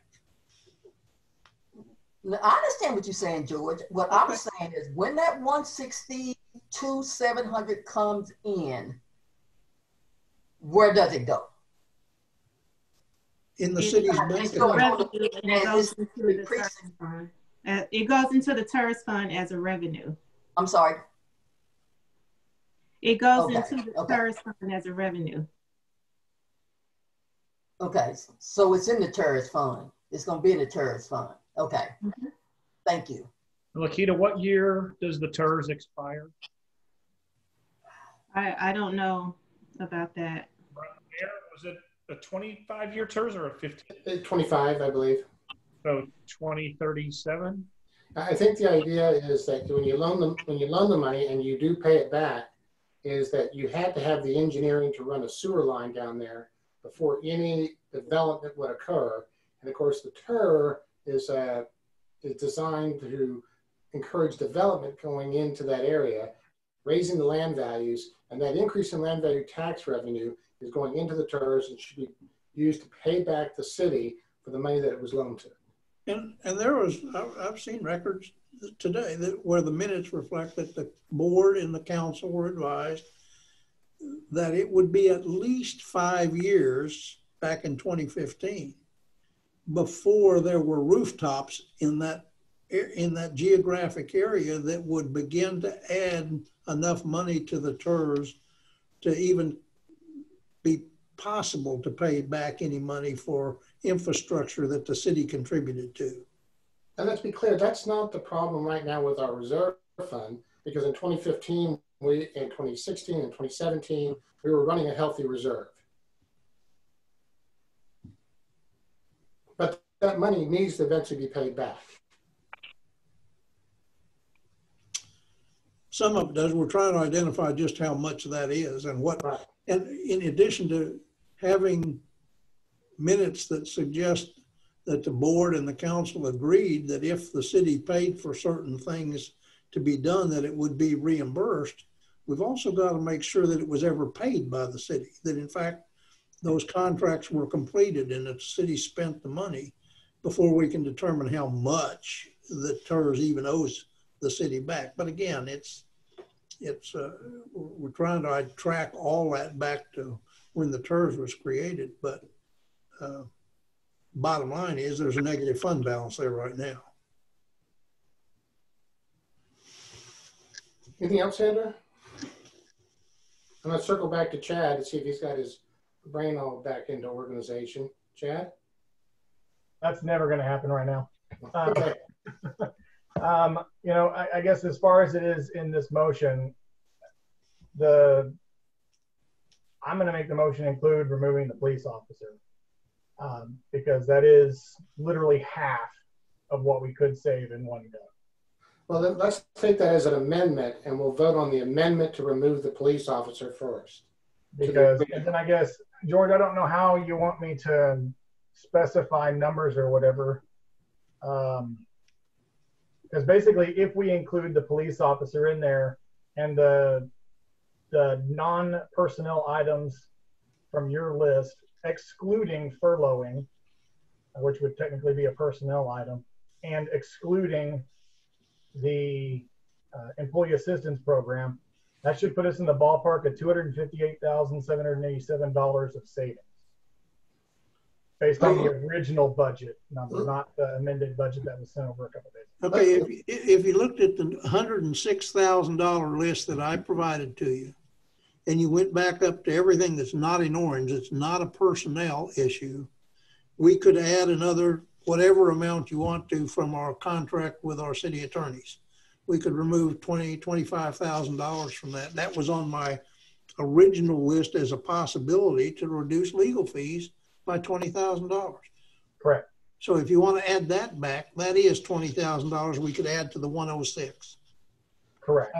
And basically what I've done is all the numbers that I'm putting in, because I did adjust some of your numbers where you said like the dues and travel went down to 13,000, and I think I heard you right on the building maintenance, it went down to like $10,000 instead of correct.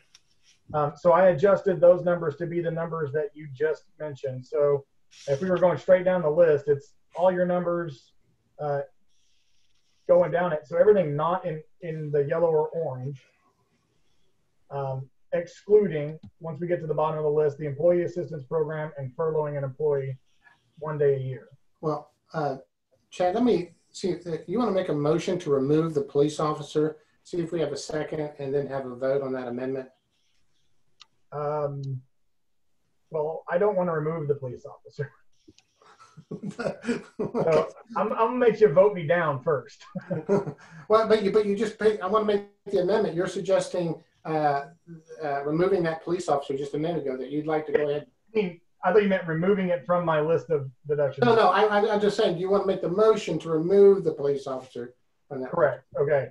So, George, are we square on the numbers that I'm talking from your list? Well, if I'm looking at your list, again, I'm trying to understand. If I go down that list I just provided you, and you amended the dues and travel and training down to 13 and the building maintenance down to 10, keep going down that list. If we add back in as a cut on legal services, add back in $20,000. The next two items are personnel.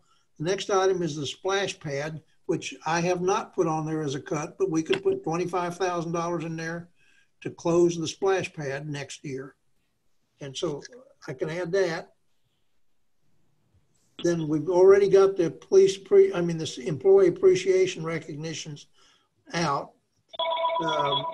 The next item that's not in there, that's not personnel, is the EAP program, and you don't want to leave that. And then the furlough, you don't want to do the furlough. So there's nothing else then. So you'd add $45,000 to the 106. No, George, you add 20. You can't add the 25,000 because that's the splash pad. Oh, okay. That's right. You told us that. So it'd be going on the reductions in the budget would be going from 106 to 126,900. And then I'm trying to figure out where you would get back up to the 200 and something. I just adjusted that number. So let me. Can I ask a clarification? Yes, Chris. While Chad's doing his number, to answer a question someone asked, no employees are getting pay raises this year, correct?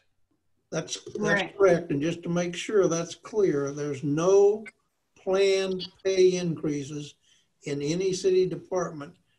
Compensation costs have gone up from this year because they got pay raises this year for part of the year, which will be in the budget the full year next year. I just wanted, because I saw a couple of people were commenting they didn't want city employees getting raises, and I wanted to make it clear that no one is receiving a pay raise this year, first responders or civilians. Chad, let's get a motion out there on removing the police officer from the budget. Okay.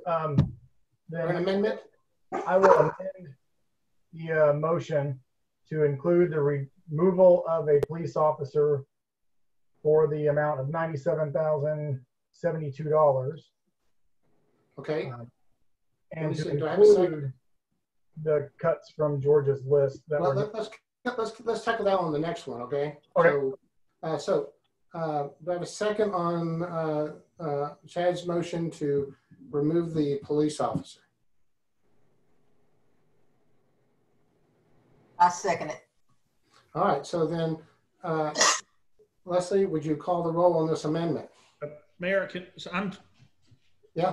Can you clarify? Chad's got me. Are we removing him from Chad's list? No, he wants to remove him from the budget.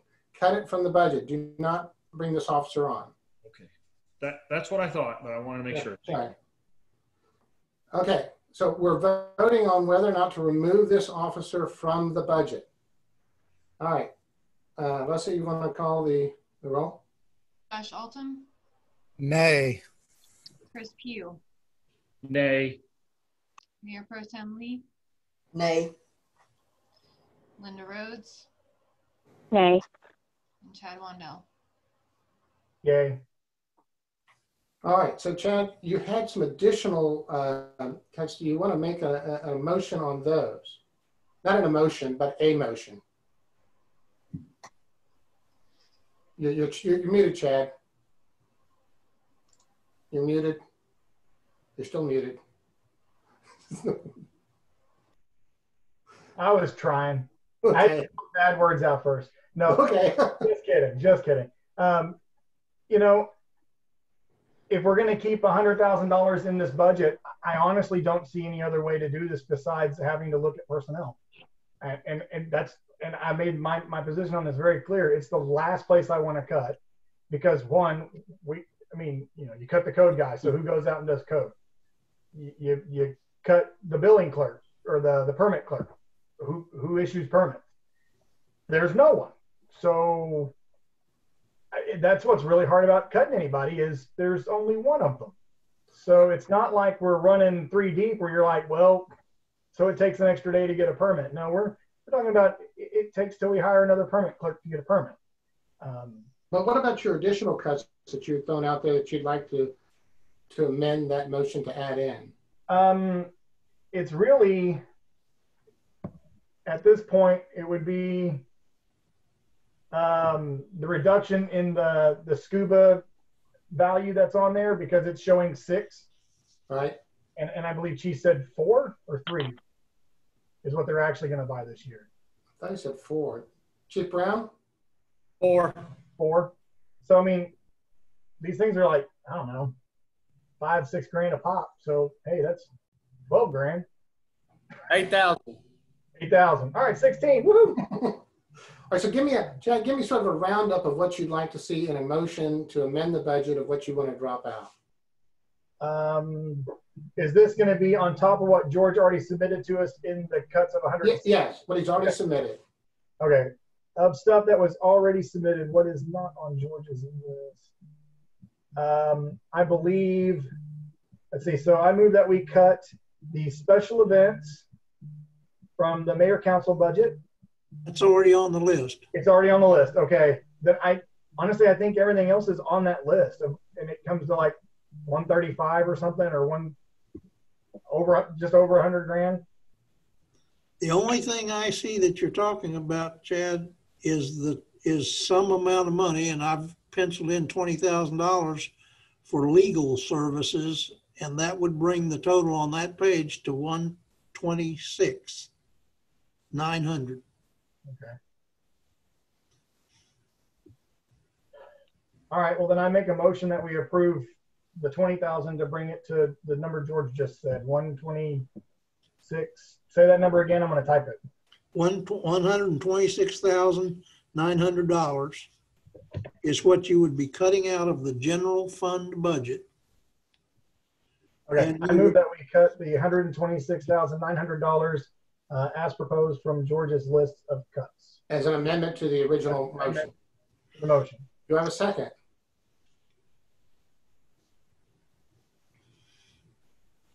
I'll second. All right. Any further discussion on that? All right. So, Chad, for clarification, you're wanting to do the list from George plus 4 Scott packs versus 6. Correct. And the addition of the 20,000 off of legal, which it's frankly, it's arbitrary, but it is what it is.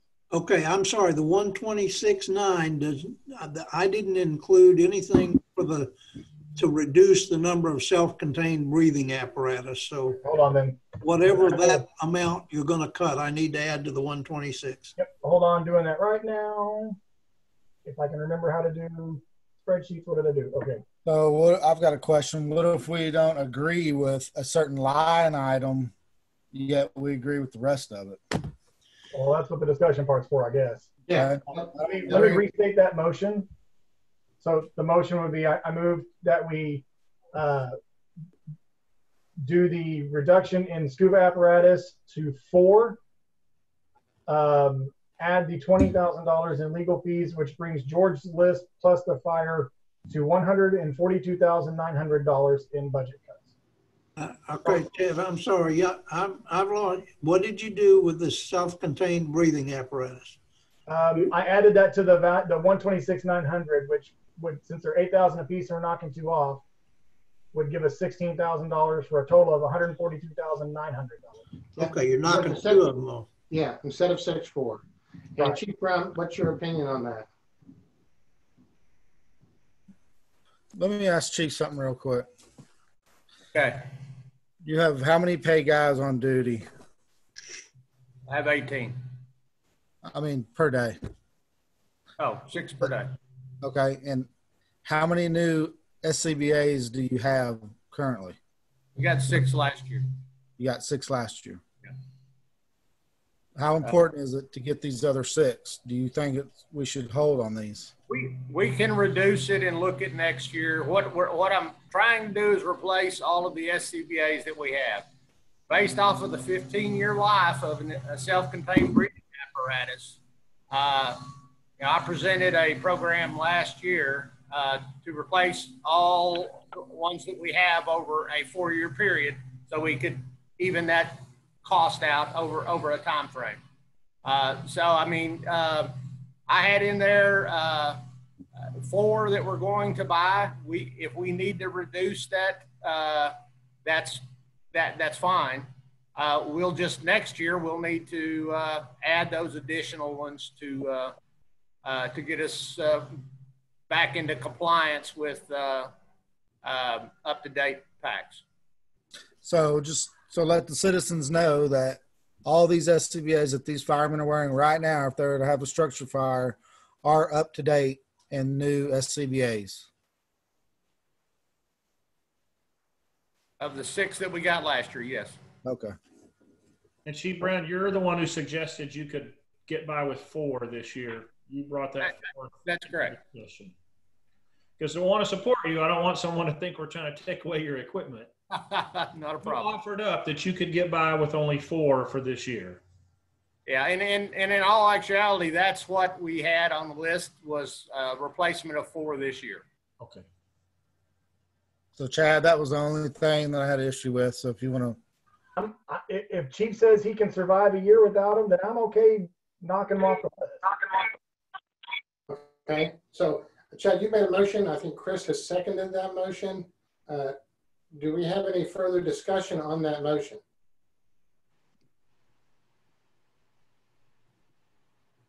I'm trying to decide if Linda's looking to unmute or not. Oh, you're not? I can see you. I'm here. I'm back for a little while. Good to see you. Thank you for your patience. Did you catch Chad's motion? Yes. I believe I did. He made a motion to include the city manager's cuts to it, and also to add the fire department apparatus, 4 of them, plus $20,000 in legal for a grand total of $142,900. Yes. Is that right? I thought you eliminated 2 of the SCBA. You eliminated 2 out of the 4. Correct. 2. Okay. Okay. 2 out of the 6. Yeah, 2 out of the 6. Okay. Okay. Chief, let me make sure. My understanding was you only had in the budget 4 new ones this year. That's correct. And the proposal here is to cut 2 of those 4 at a cost of $16,000. So we're gonna improve the fund balance by another $16,000 and gonna buy only 2 instead of 4. Is that what everybody understands? I just need the number, but that's. I thought we were going from. I realize what's going on. The budget in the line item said that it was for 6 of them, which is why, I was like, well, we'll cut 2 and it's 16,000. Okay, well, that may have been my mistake. There was Chief only had 4 of them in there. So. Okay, so we'll cut 2. Okay, so I think we're all clear. Any further discussion? If not, this is an amendment to the budget. Leslie, you want to take the roll on this amendment? It's an amendment to the motion that he originally made. Yeah. Right? Okay. All right. Josh Alton? Yay. Chris Pugh? Yay. Me? Yay. Yay. Linda Rhodes? Yay. And Chad Wondell? Yay. All right, so Drew, at this point, do we need to adopt the budget as a whole? We just adopt the amendment. Now we need to adopt our budget. You're muted, Drew. I would like to adopt the budget as a whole. All right, so I'll entertain the amended adoption of the amended budget as we have just discussed the amendments. That's ordinance 7.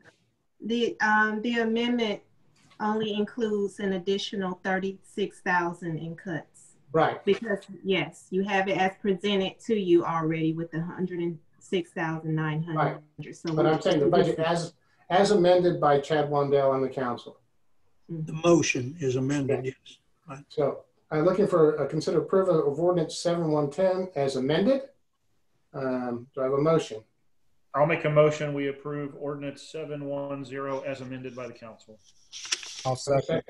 Second. All right. Leslie, you want to take the roll? Accepting. I heard Chad and Josh. What? I thought I heard Chad and Josh second it. Maybe I was You wrong. did. It wasn't me, it was Josh. Okay. Josh. All right. And All I right. get a yay.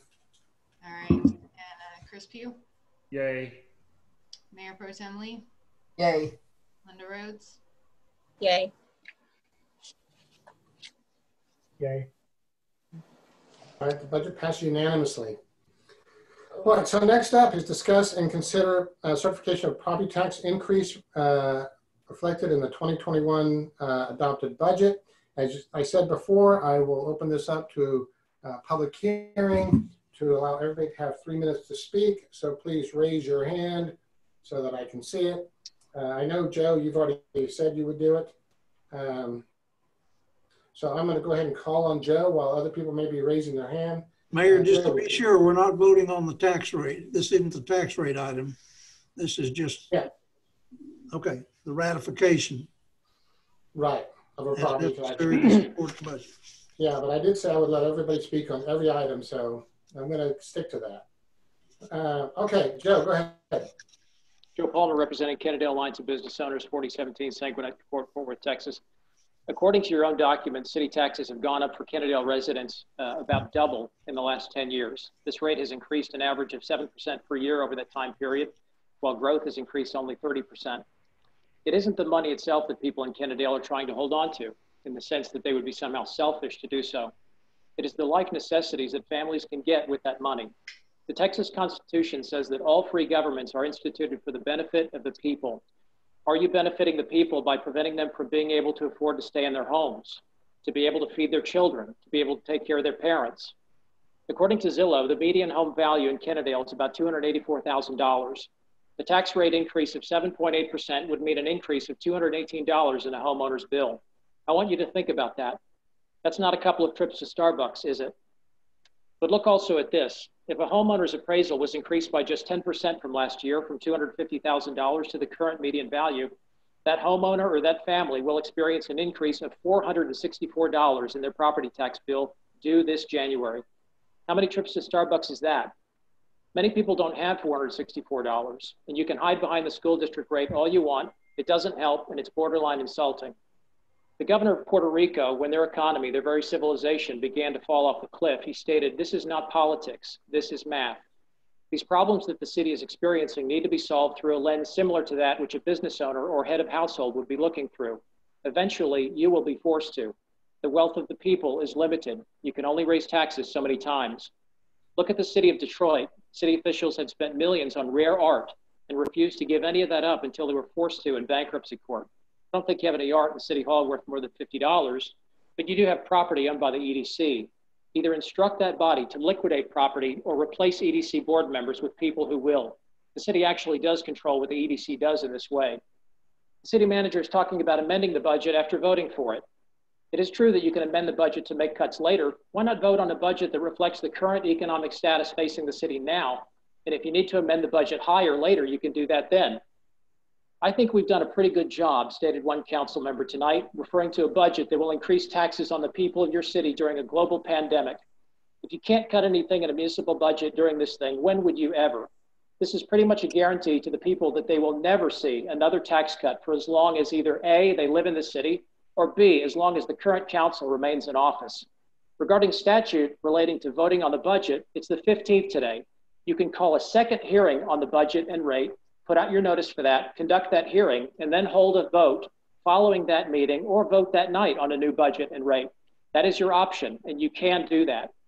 And I appreciate Councilman Pugh acknowledging that the desire to hire another officer is not based on numbers.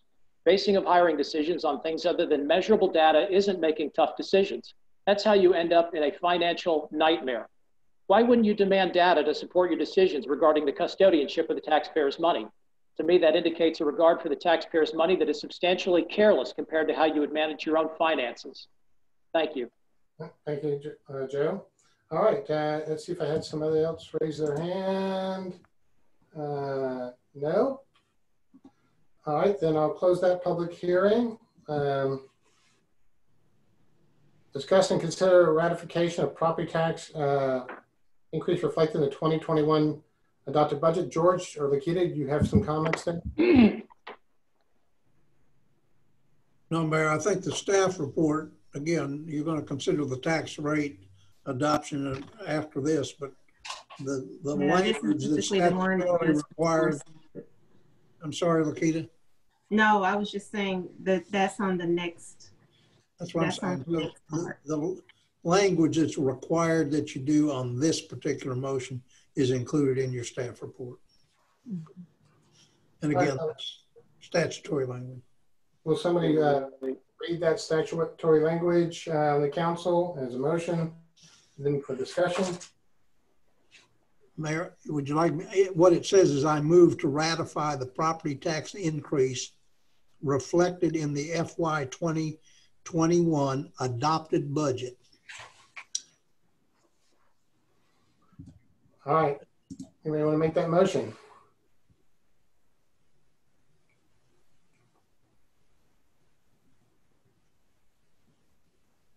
Let me see if I get this right. I move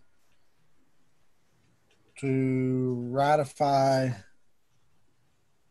the newly adopted tax rate to reflect the 2020-21 adopted budget. Does that sound about right? Yeah. Drew, will that suffice? Yeah. Do I need to? Does it need to be that exact language? Do I need to give the exact number? I don't think that needs to be. That doesn't need to be a number. It just needs to be stated properly. So yeah, again, that's fine. I think that'll work. Do I have a second?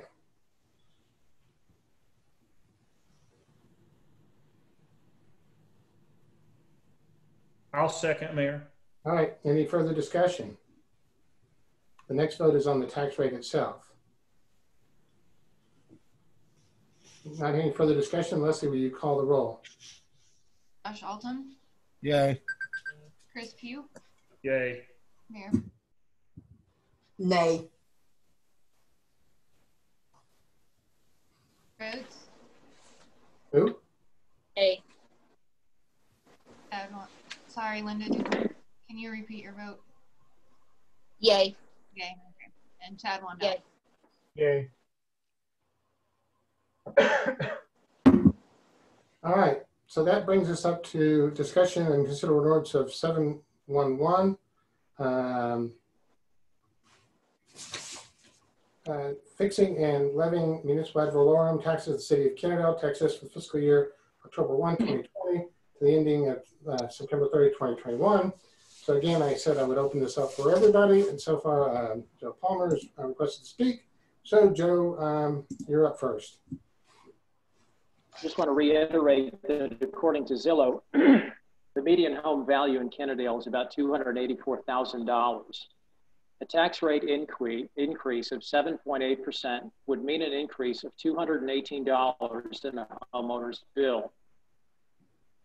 If a homeowner's appraisal was increased by 10% from last year, if their house was $250,000 last year, and their appraisal were increased, and you increased their rate, and their house is now worth $283,000, which is a median value in the city, they're going to pay $464 approximately more this coming year, January, right after Christmas, than they did before. If you can't run a city government on a 7% increase in revenue every year, what's going on? Is that not alarming to you?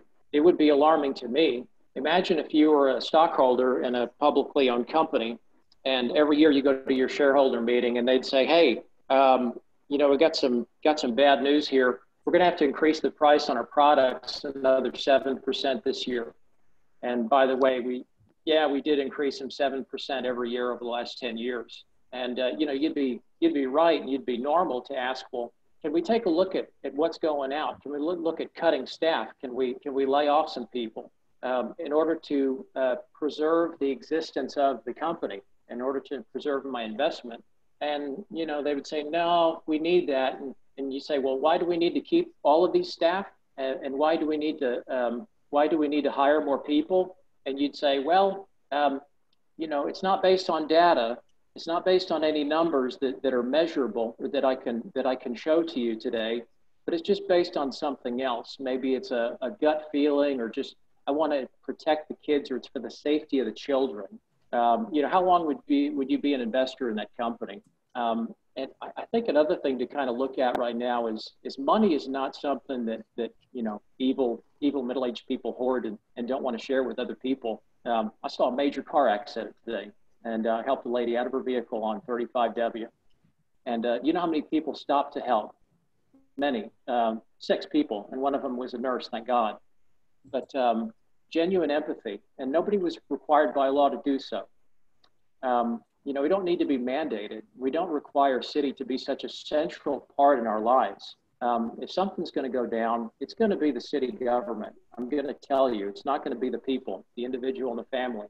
They are to be protected. They are to be preserved. Once again, you know, if your purpose of existence is to benefit the people, how are you benefiting the people by increasing their taxes 7% every year on average for the last 10 years? You're going to have to lay some people off. You know, you can hire them back when times are better, but right now, you need to think about the people in your city, the people who live in your city, because they're the ones that pay the bills. And they're not going to be able to pay the bills for very long with increases of $400 like I described.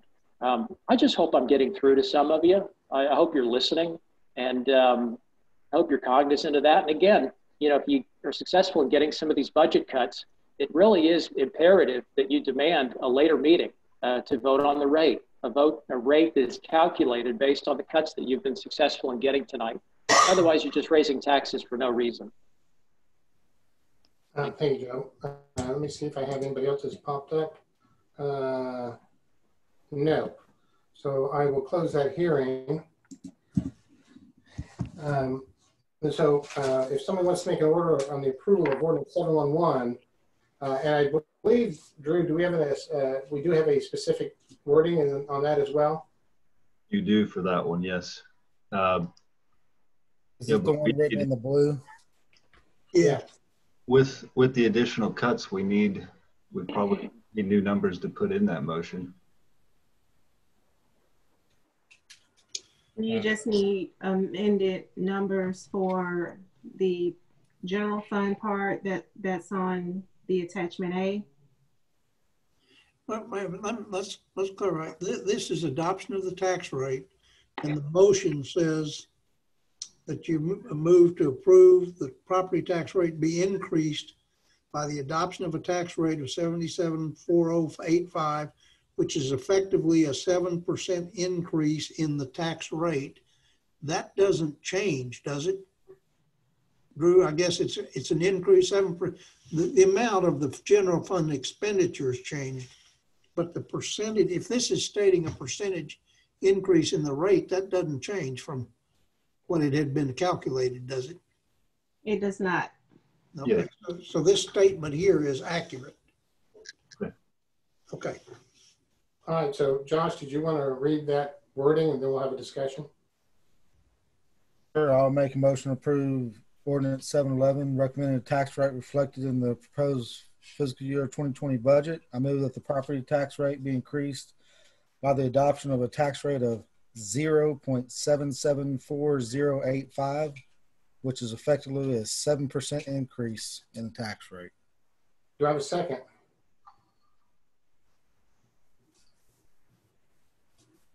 I'll second.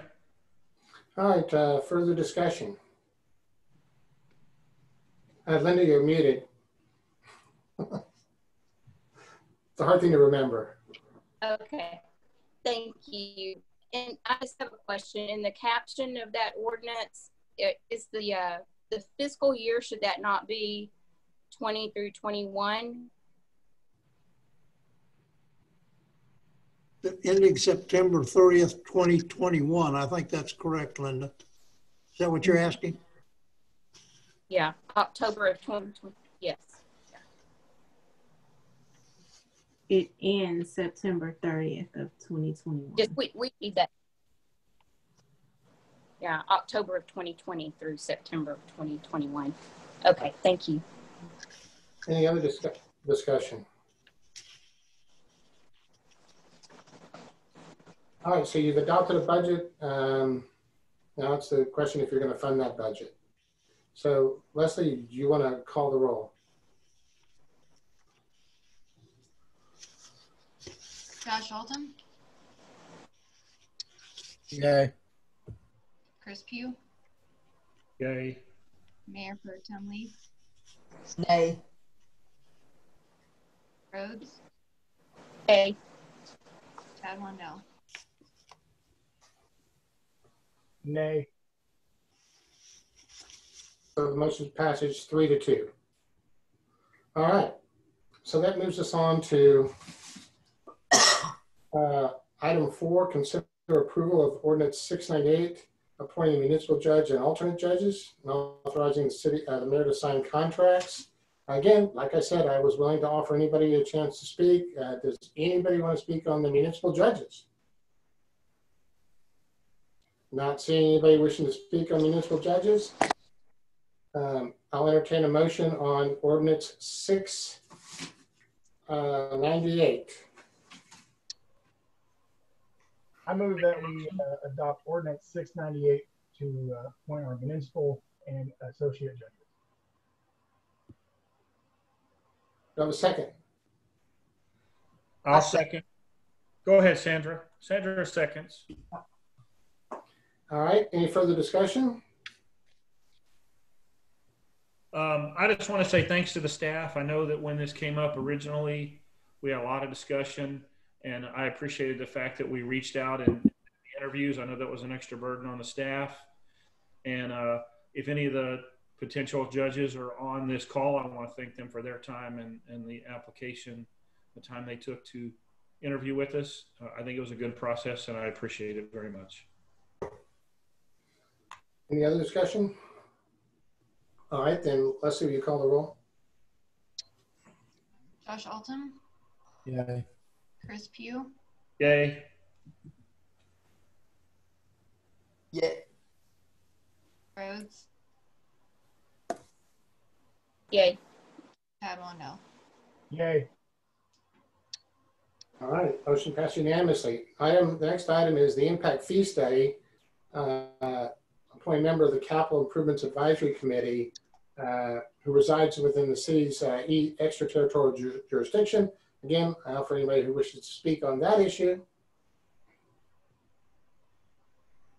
Hearing none. George, do you have a little bit of a report on that? Mayor, I have had one name suggested to me, and we had vetted that with the potential applicant. However, and I'll ask Drew to clarify if I'm wrong, but my understanding is this is an appointment that you would be making to the Impact Fee Advisory Committee that is, and the Planning and Zoning Commission serves as that committee.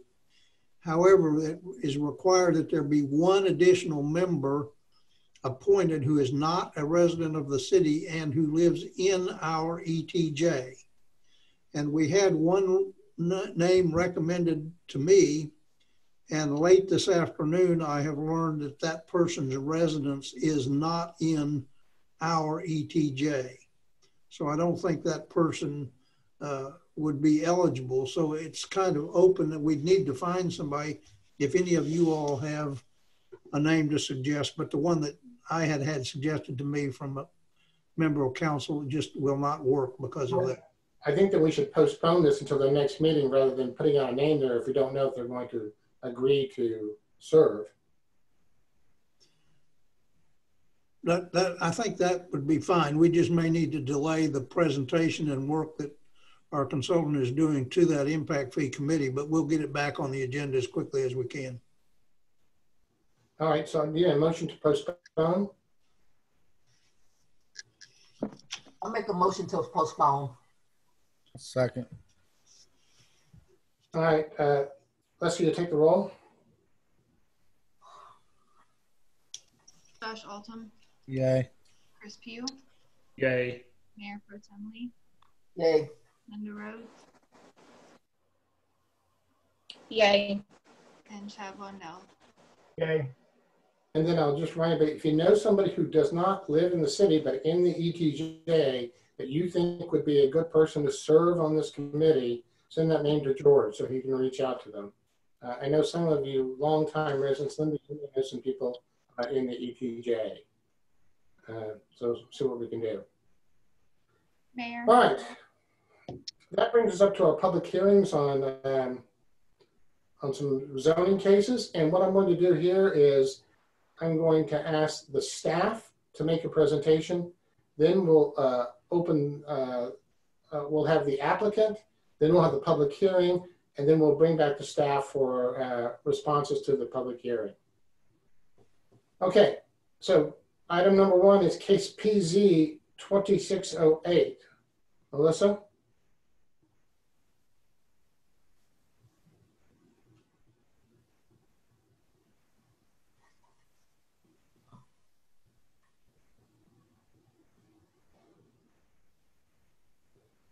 Sorry, I was muted. Can everybody see that? Yes. Okay. So this is a development that we have been working with the developer on for probably the better part of a year. It's located 3771, 3775 Kennedale New Hope Road, and it's called The Modern. This is a map of the location. It's 2 parcels. It's actually directly across from, on Kennedale New Hope Road, across from the old drag strip property. So it's these 2 properties. This is the zoning map. There's a variety of zoning in the area. The use is fairly mixed in the area. It is mostly housing, but there's some industrial zoning and C2 zoning as well in some of the vacant land. So here's an aerial that shows you a little bit more of what's there. You're probably familiar with it. Again, the drag strip properties across the street. There's some lower density housing and some vacant land in this area. And of course, the active racetrack is immediately to the south of this property. And then Harrison Guns is over here as well. The future land use map on in this area shows it to be residential. It's actually just immediately south of a proposed neighborhood village. But currently it is residential in the future land use plan. So it is consistent with the comprehensive plan. The current use is, like I said, 2 lots. It's 6 acres total. Currently, you see a picture here with the current use. It has 3 mobile homes on it and a single family home at the rear. The current zoning is R2. I went ahead and calculated. I know there's been a lot of discussion about the tiers in particular, so I thought you might find this interesting. This is in the tiers. So the current valuation is a total of $116,214 for the current use. The request is for a planned development, and of course you have that ordinance in your packet. But just to summarize, what's being requested is 50 garden homes. These are small homes, 750 to 1,100 square feet. They're small homes, but typical single family homes built on site, 35 by 65 foot lots. They'll have parking in the rear. This is a really unique development of farm style homes. And I'm going to talk a little bit about it, but if possible, I'd like the developer to go into more detail about the development. They have a great presentation on this, but essentially the parking is in the rear and all of the lots face a green space area with a lot of walking trails and activities within that area. This is New Hope Road here on the left-hand side, and that's the entry point. And then there'll be a road essentially going around the perimeter where the parking is in the rear. This is the style of the homes. There's various different designs for the homes, as you see here, and is shown in your packet. And then the common space in the center will be landscaped. Also will be maintained by the HOA. Homeowners Association will actually maintain the entire property. Essentially, the only thing that a homeowner will have to maintain is the house itself. But it'll have quite a few amenities, including fire pits. Of course, that'll be the area for the detention pond, various activities within that green space area. And all of these homes will face this green space area that's about 1.5 acres.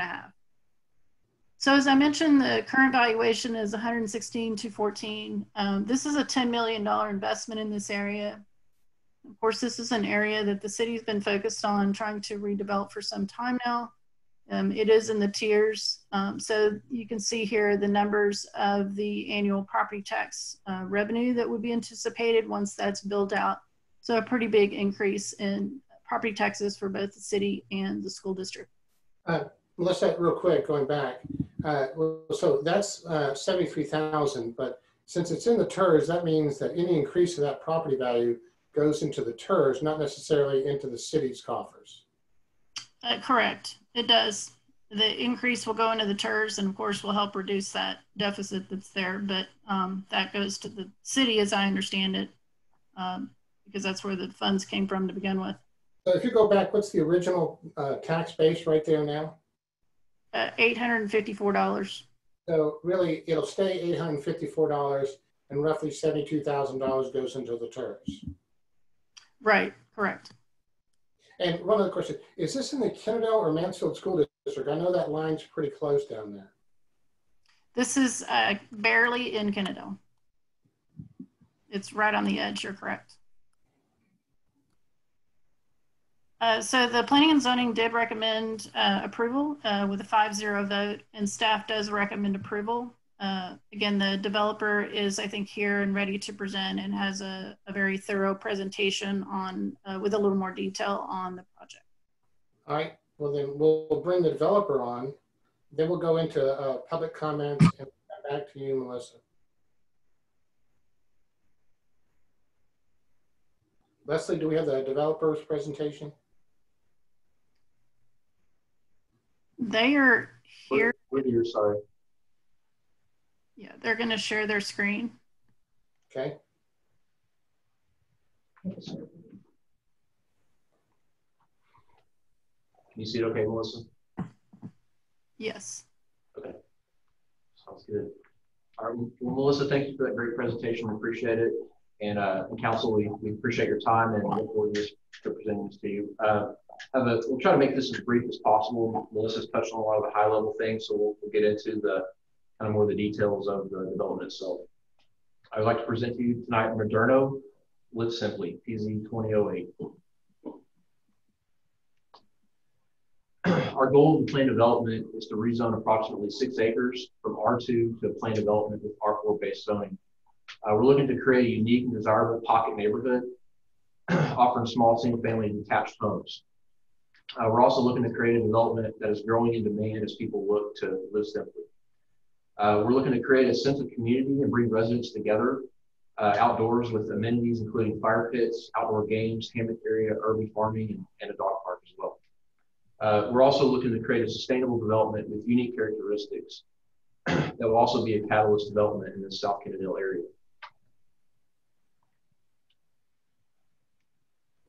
Melissa's already touched on this, but just wanted to show an aerial of the kind of the wooded areas around us, racetrack over to the west, and then Kennedale New Hope Road here. You know, we always start off with inspiration on every product or every project that we work on, and you know, incorporate things that the client has brought to us, as well as things that we pull together in house. And this was some of that initial inspiration, just starting to get a feel for what the modern farmhouse looks like and some of the outdoor space and things like that. This was some of the initial inspiration for the modern farmhouse elevations that we'll show you here shortly. These photos right here are actual photos from that depict Urban Chic's product. These are actual photos from townhomes that were built here in Arlington, I'm sorry. And I believe some folks have actually come from the city to see these as well, just to see the quality that they produce. And then also like to show some of the plant material. You know, the green space and the outdoor use is very important with this development. And the landscape is planned to be very unique. We want this to be, you know, seasonally colorful. We're looking at introducing edible landscapes. And it's all part of the idea and the concept for having that sense of community where people can be outdoors together and enjoy these landscapes and seasonal harvest of figs and peaches and things like that as well. Here's some of the renderings of the elevations of the modern farmhouses. These are three unique elevations. The developer is planning to produce 6 to 8 unique elevations and floor plans. All will have the modern farmhouse as a kind of the continuity throughout the development, while each being unique. Every residence will have a front porch, an individual or unique colored front door. All of the roofs will be black with black window frames. And then talking about that continuity, there will be a farmhouse white main exterior with trim throughout the development. We'll also introduce private side covered patios, which will be within the building pad themselves. And as Melissa mentioned earlier, this product will be 750 to 1,200 square feet. And then here's a couple CAD generated elevations that just show kind of the different sides of the houses and everything, front, side, and back.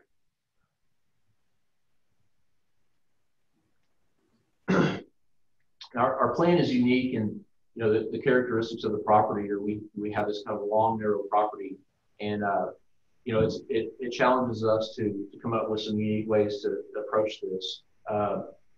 And so here's our plan right here. We have 50 single-family detached residential lots.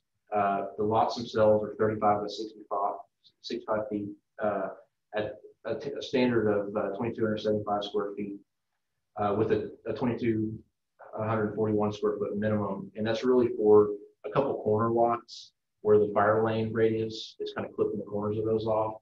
So that's not a standard that we're carrying throughout. That minimum is just set to handle a few specific lots.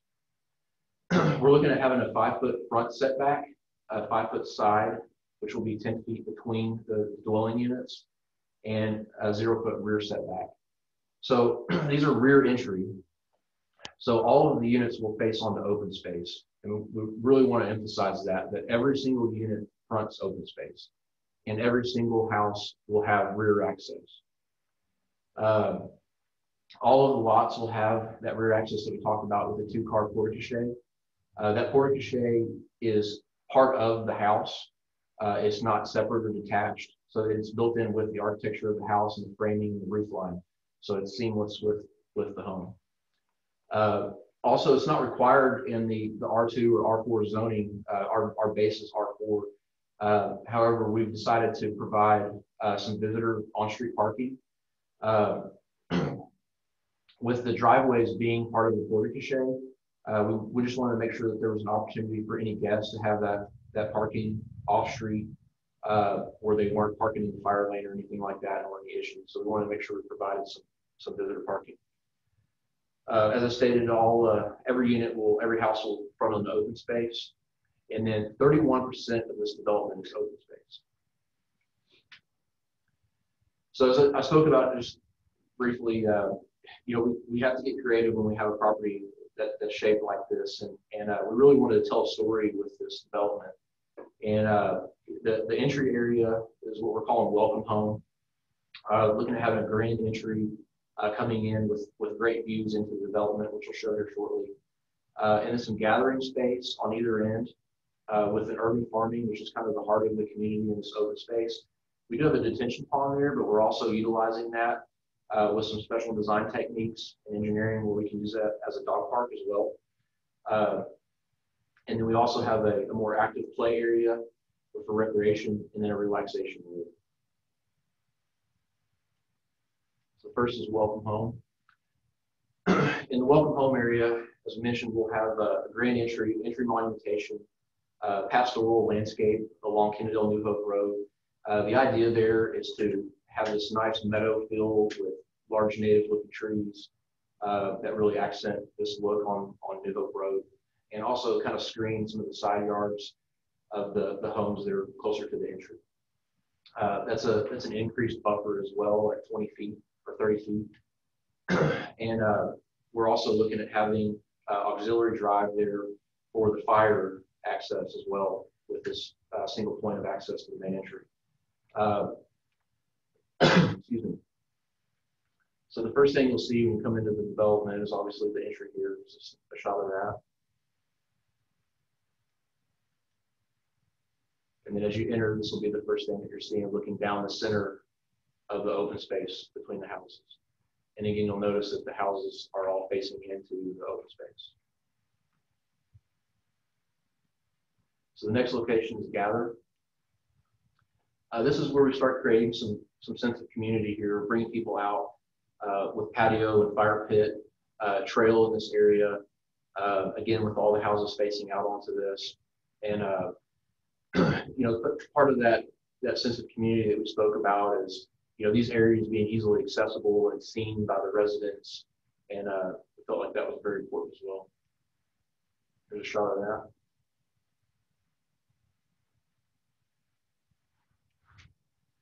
The next area is the urban farm towards the center of the development.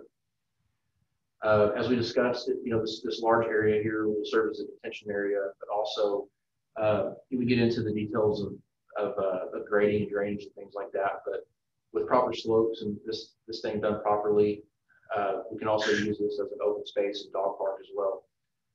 So something unique to this development is that we're not proposing any fences throughout the entire development on the perimeters or in the interior lots. The idea is to have open concept with no fences and promote that sense of community. Our only fence will be basically by code due to the height of potential retaining walls for the detention pond. So this dog park and the detention pond will be fenced.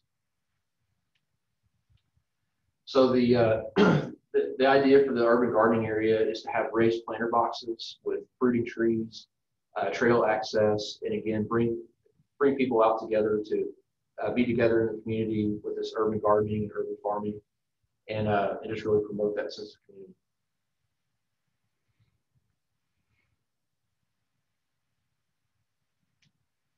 The next area is play. So this is something that we really enjoy and have fun with. These are great flex spaces.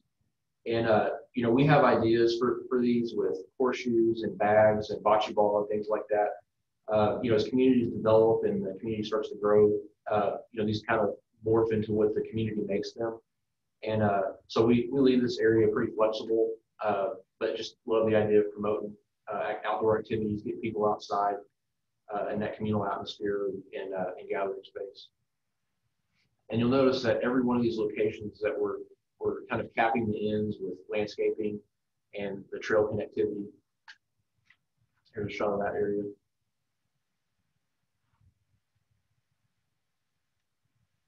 The next area is relax.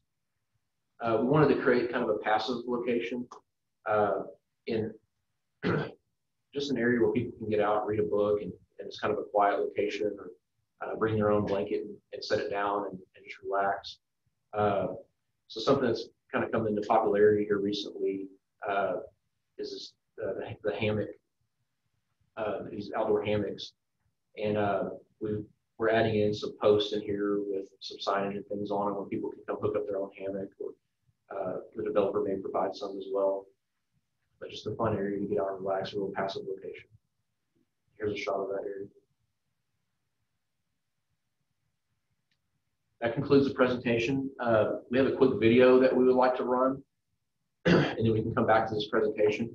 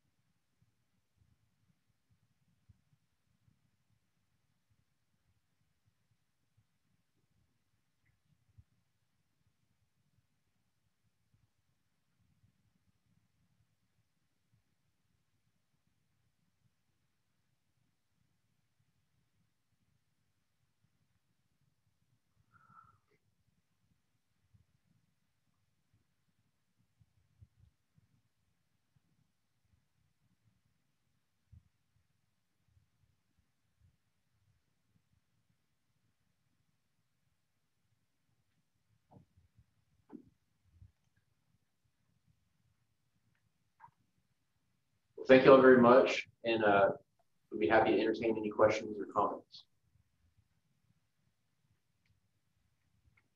We'll come back to those. Let me open the public hearing. Do I have anybody wishing to speak on this case? Richard Weber had signed up to speak. I believe he's in the council chambers. All right, Richard Weber, if you give, Richard, you know the drill, name, address, you know that thing. Make sure they could hear you first. Hello, this is Richard Weber, 2703 Crestmore Court. Thank you for wearing a mask, Richard.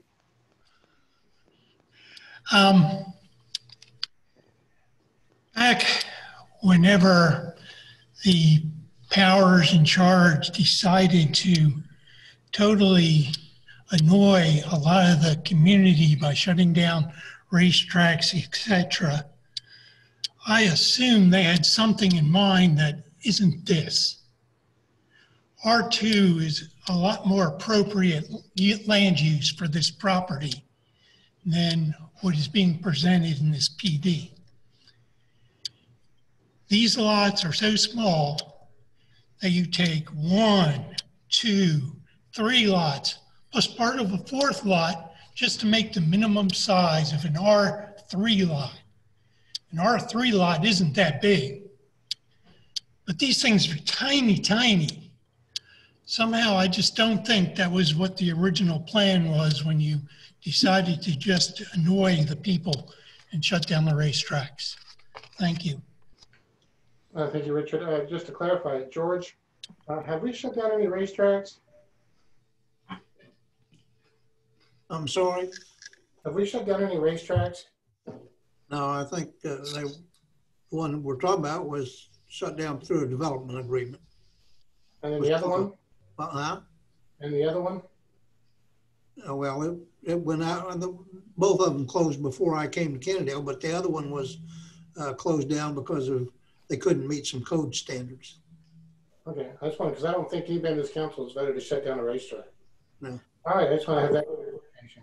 Do I have anybody else wishing to speak on this issue?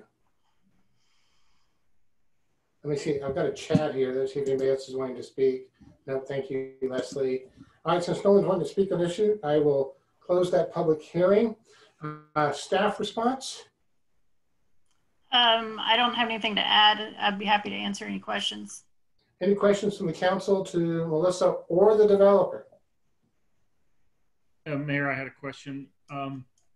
What is the median price of these residences? The target? These will start at 185. And go up to about 240. Just as a side note, I think this is shows a lot of ingenuity. You guys have definitely taken a lot of thought into good use of this space. Thank you. One item that I overlooked or kind of flew over in our presentation is, can y'all hear us okay?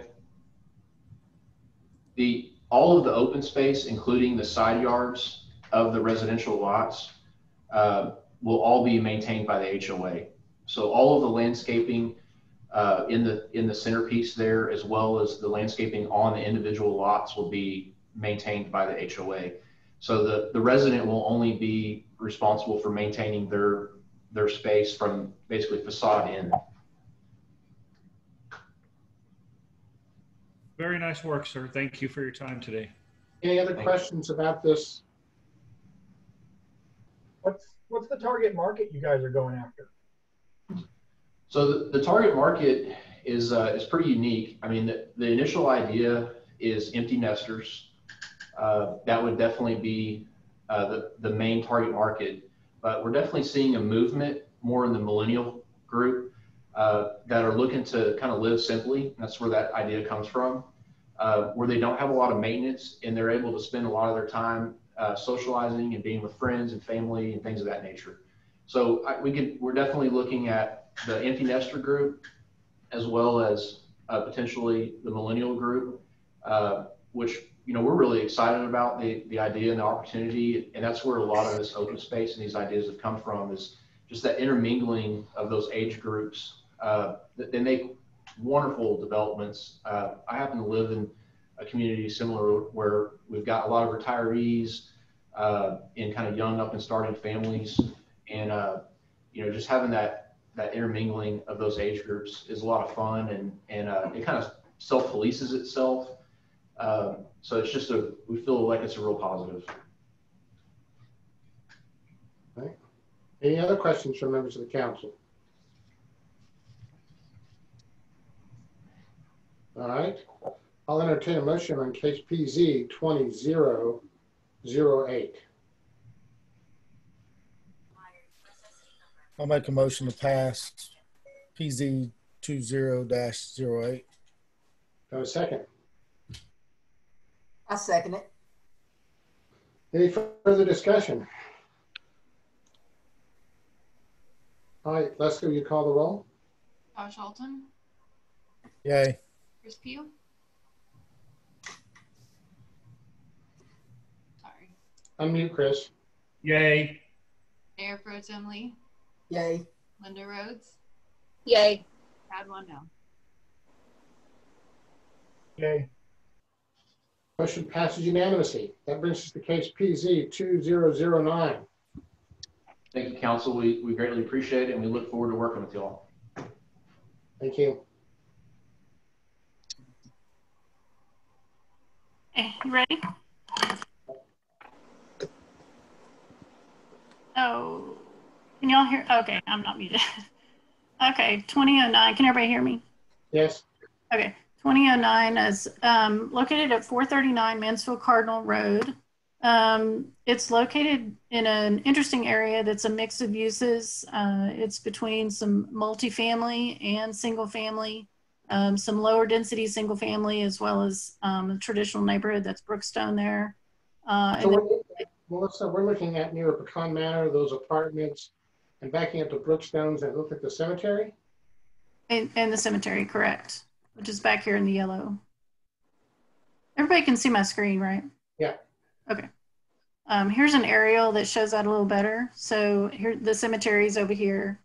This is Brookstone. And then you have some low density homes and some commercial uses and it's next door to multifamily. So this is the zoning map. It is a mix of zoning with R2, R3. It's currently zoned R3 on that site. The multifamily, as I mentioned, the cemetery is actually zoned C2.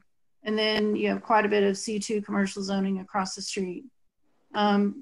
We are recommending approval on this, and part of that is because we believe that it's a very good location for this use, in that it's a good transition from your higher density uses, your multifamily and commercial, to lower density single family.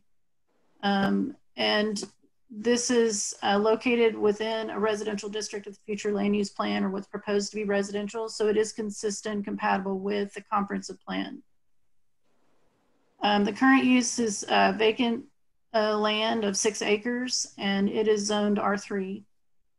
So this is a request to build a senior development. This is something that certainly I've heard since I've been here quite a few times, the need for particularly affordable senior housing.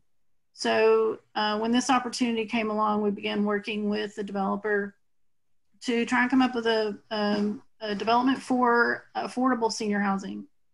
So sometimes you need to get kind of creative to do that. And we think this does that and creates a quality development for seniors, but in an affordable way. So the proposal is 46 tiny and small homes. And I say tiny homes and small homes because tiny homes are defined up to 399 square feet for the first floor area, not including a loft. So it actually includes, it goes to 1,100 square feet. So it includes just some small homes. This would be a senior community for 55 and up only. 2 different size lots, 25 by 50 and 30 by 60, with 75% of the lots to be the 30 by 60 size. All homes will be on slabs. Porches will be required. So this is an image. This isn't just a conceptual image. This is actually one of the images that's part of the PD. So the images that you'll see are in the ordinance. So the developer would have to meet this requirement in terms of developing them in this type of style. This is the site plan that's in the proposed PD. This is what's called a pocket neighborhood, in the sense that you have a number of homes that basically front a green space, a little bit like the last case, in the sense that all of these homes will face a common green area, and you have these pockets of green space. All of the parking is in the rear, and the homes all face this common green space. The development also includes a pool and a community center. The common green space throughout, as you see in this image with fronting that green space. We'll have a homeowners association, so everything you see in the public realm will be maintained by an HOA. Walking paths, pool, and a community center are part of the amenities that would be required. This was a question I think the P&Z asked about some being manufactured off-site. This would be allowed in the PID, and this helps make them affordable. However, I think something that's important to know is that the construction would be approved and stamped by the Texas Industrialized Building Code Council. So that essentially allows us to monitor the quality and make sure they meet building codes instead of being built off-site, as opposed to, say, an inspector inspecting them on-site.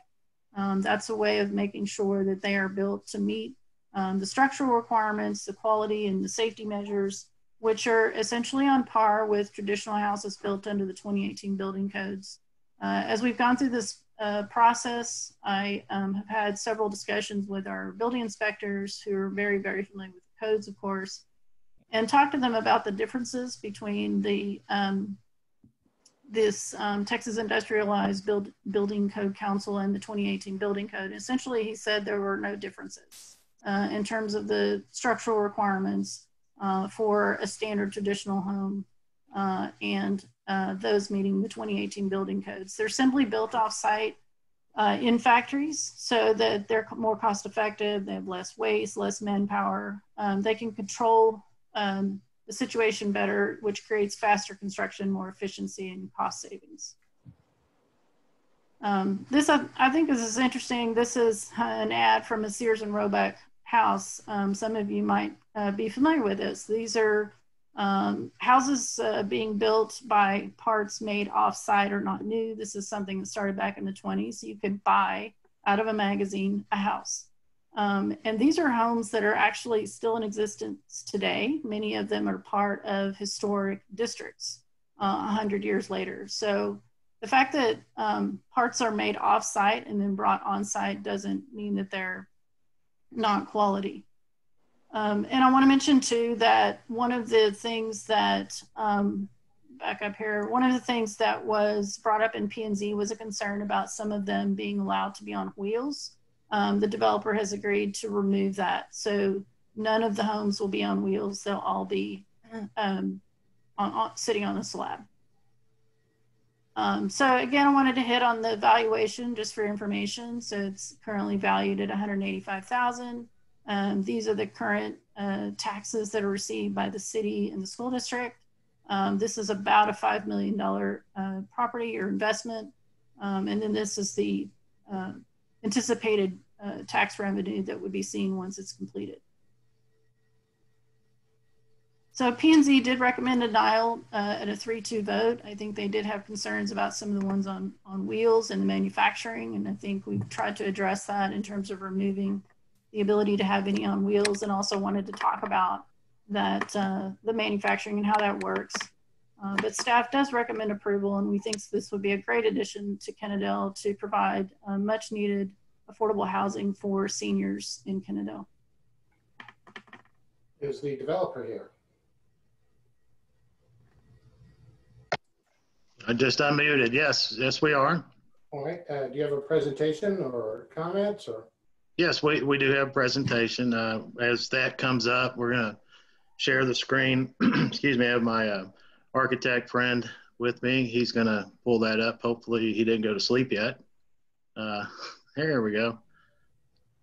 Thanks everybody for hearing us today. I know it's a long day, and I was struck just a moment ago with the presentation that was just before ours. These pocket communities, and Grant, you go to the next slide if you'd like. But these pocket neighborhood communities are they're kind of an emerging trend, and to see two of them in the same proximity as these, and then two of them on the same night is kind of striking, but it's also telling, I think, about how this is emerging. So what we're proposing is an active adult, 55 and older, cottage style community. And what we'll be focusing on is, the pocket neighborhood concept that we feel will benefit the senior community of Kennedale. It's a passionate belief among this team that there's a growing need in this 55 and older age group, but specifically for affordable housing.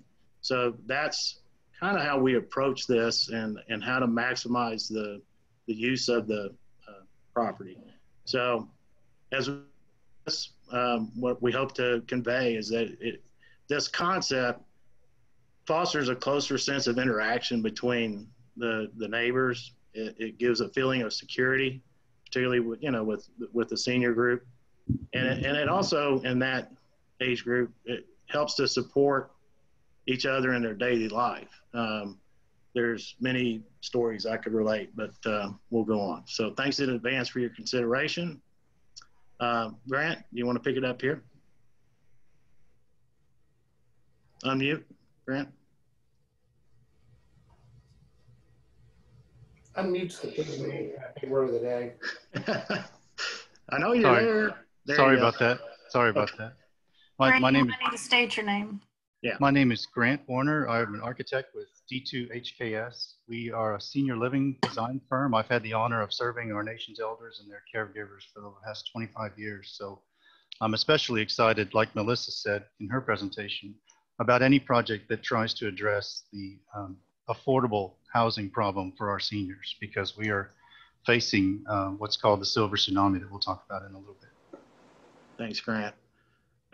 So I'll just kind of state what our goals are, and that is to create a unique living experience with a focus on community, and probably most importantly, deliver an affordable retirement option that allows for some flexibility.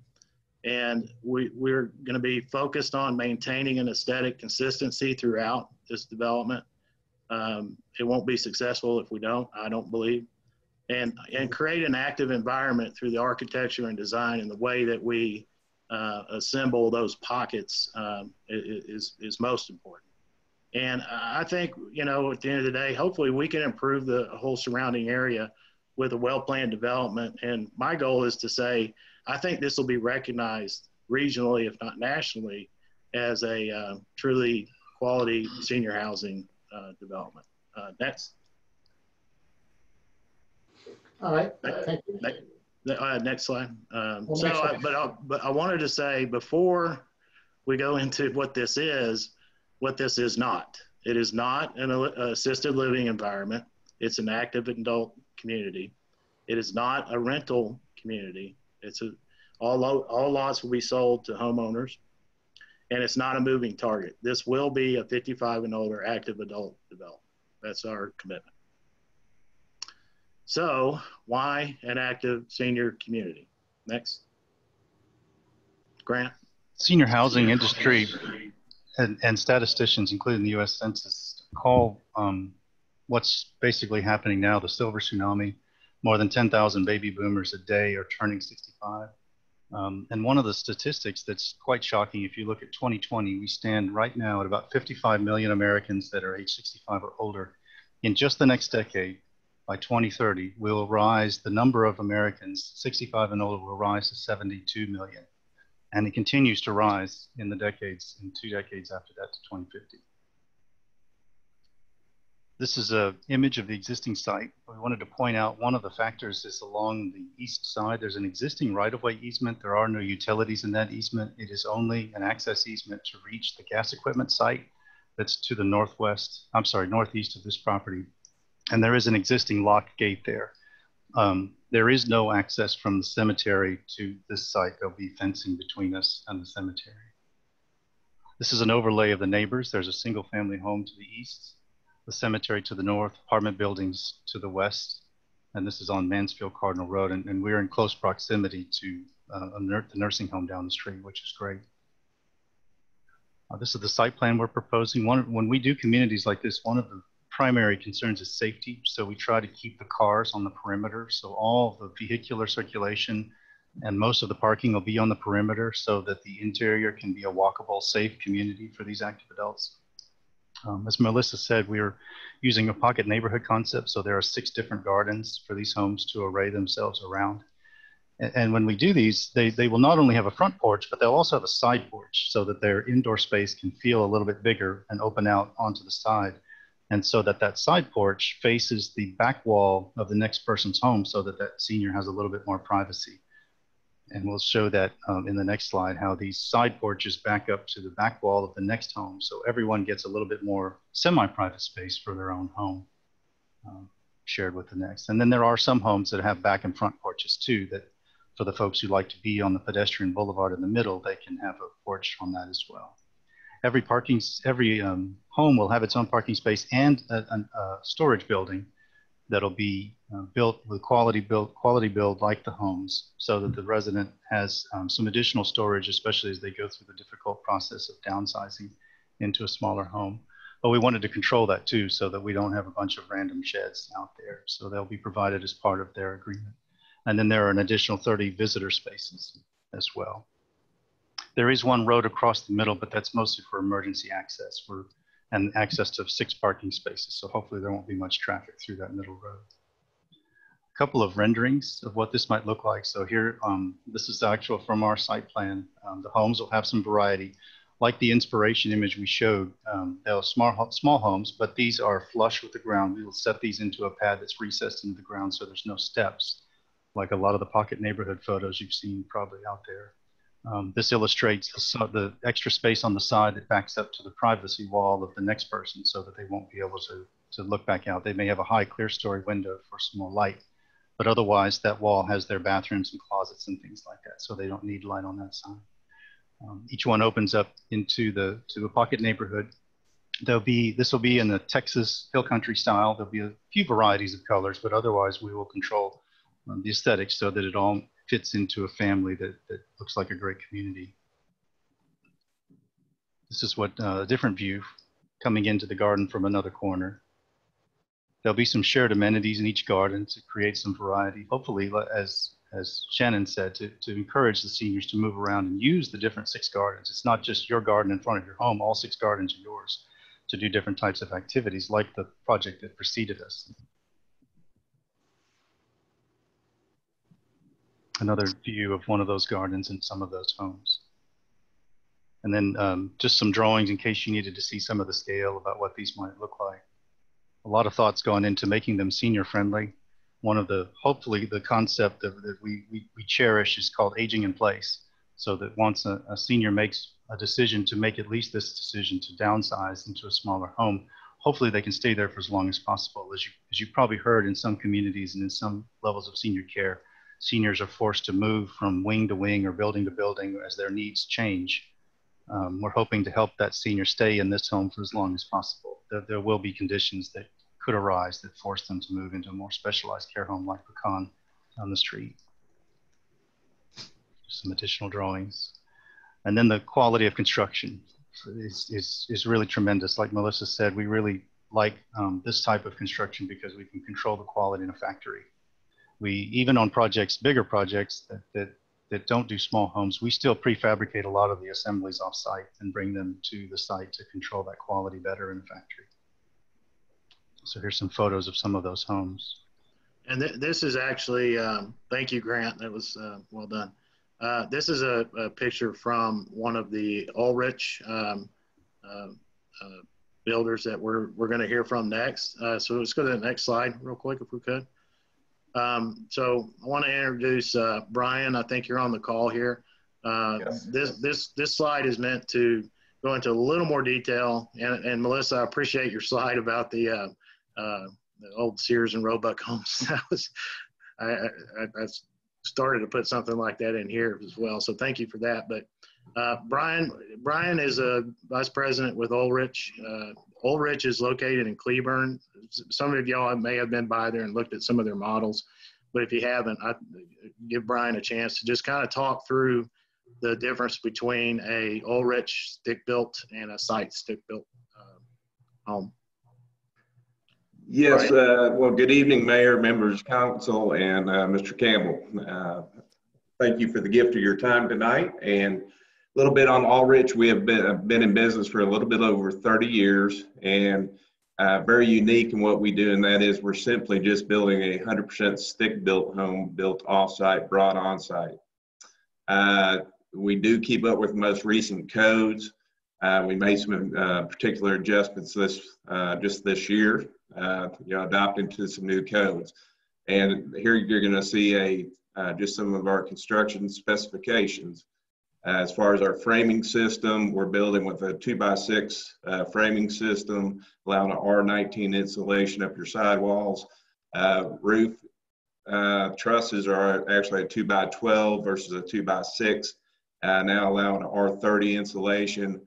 Siding, we offer all types of siding choices, but we do wrap each of our frames with a 7/16 inch OSB sheathing, house wrap, and your choice of siding. Traditionally, we're putting on a 29 gauge class 4 metal roof, and that's how we've been building. Warranty wise, again, we've been in business for about 30 years. 5-year warranty on all of our framing, 5-year warranty on all of our craftsmanship and materials. AC systems, we're traditionally going in with the Mitsubishi mini split systems, which cost of ownership is just phenomenal with those systems. And warranty, again, 5 years on the frame, 1 year craftsmanship on all of our cabinetry. On your traditional site-built homes, they're typically just a 5-year warranty, 1 year craftsmanship, and roofing typically 30 years. AC is about 2 years. Thank you, Brian. And if y'all have any more detailed questions when we finish, Brian, please hang around and maybe you can answer those. So Absolutely. I just wanted to reinforce, I had to convince myself, if you could go back real quick, Grant, I had to convince myself about this process as I started looking into it. And this is the kind of information that I found. I just put this little scorecard over there to just point out that the exterior wall and roof framings are superior. The R values are equal or a little better on some of the roofs. Frame warranties are comparable. Craftsmanship is superior to a stick-built or site-built home. Roofing warranty is superior for color. Siding is comparable. And the AC system, this is a big one, is far superior. 11 years to 2 years is a huge delta. And those Mitsubishi systems are much more efficient than what you'll see in a typical site built. So I just wanted to reinforce that as the developer, I worked hard to convince myself. So that completes our presentation. We're here for any questions or to discuss next steps. All right, well, if you'll just hang on, we're going to open the public hearing. And let me just say thank you. Sorry. Let me thank you for giving me my superhero name, the Silver Tsunami. So I'm going to open the public hearing.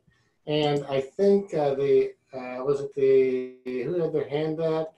I thought I saw something that showed that Kennedale News had their hand up. Is that correct? We have several speakers on this item. I'm looking at my group chat here. Who's first then, Leslie?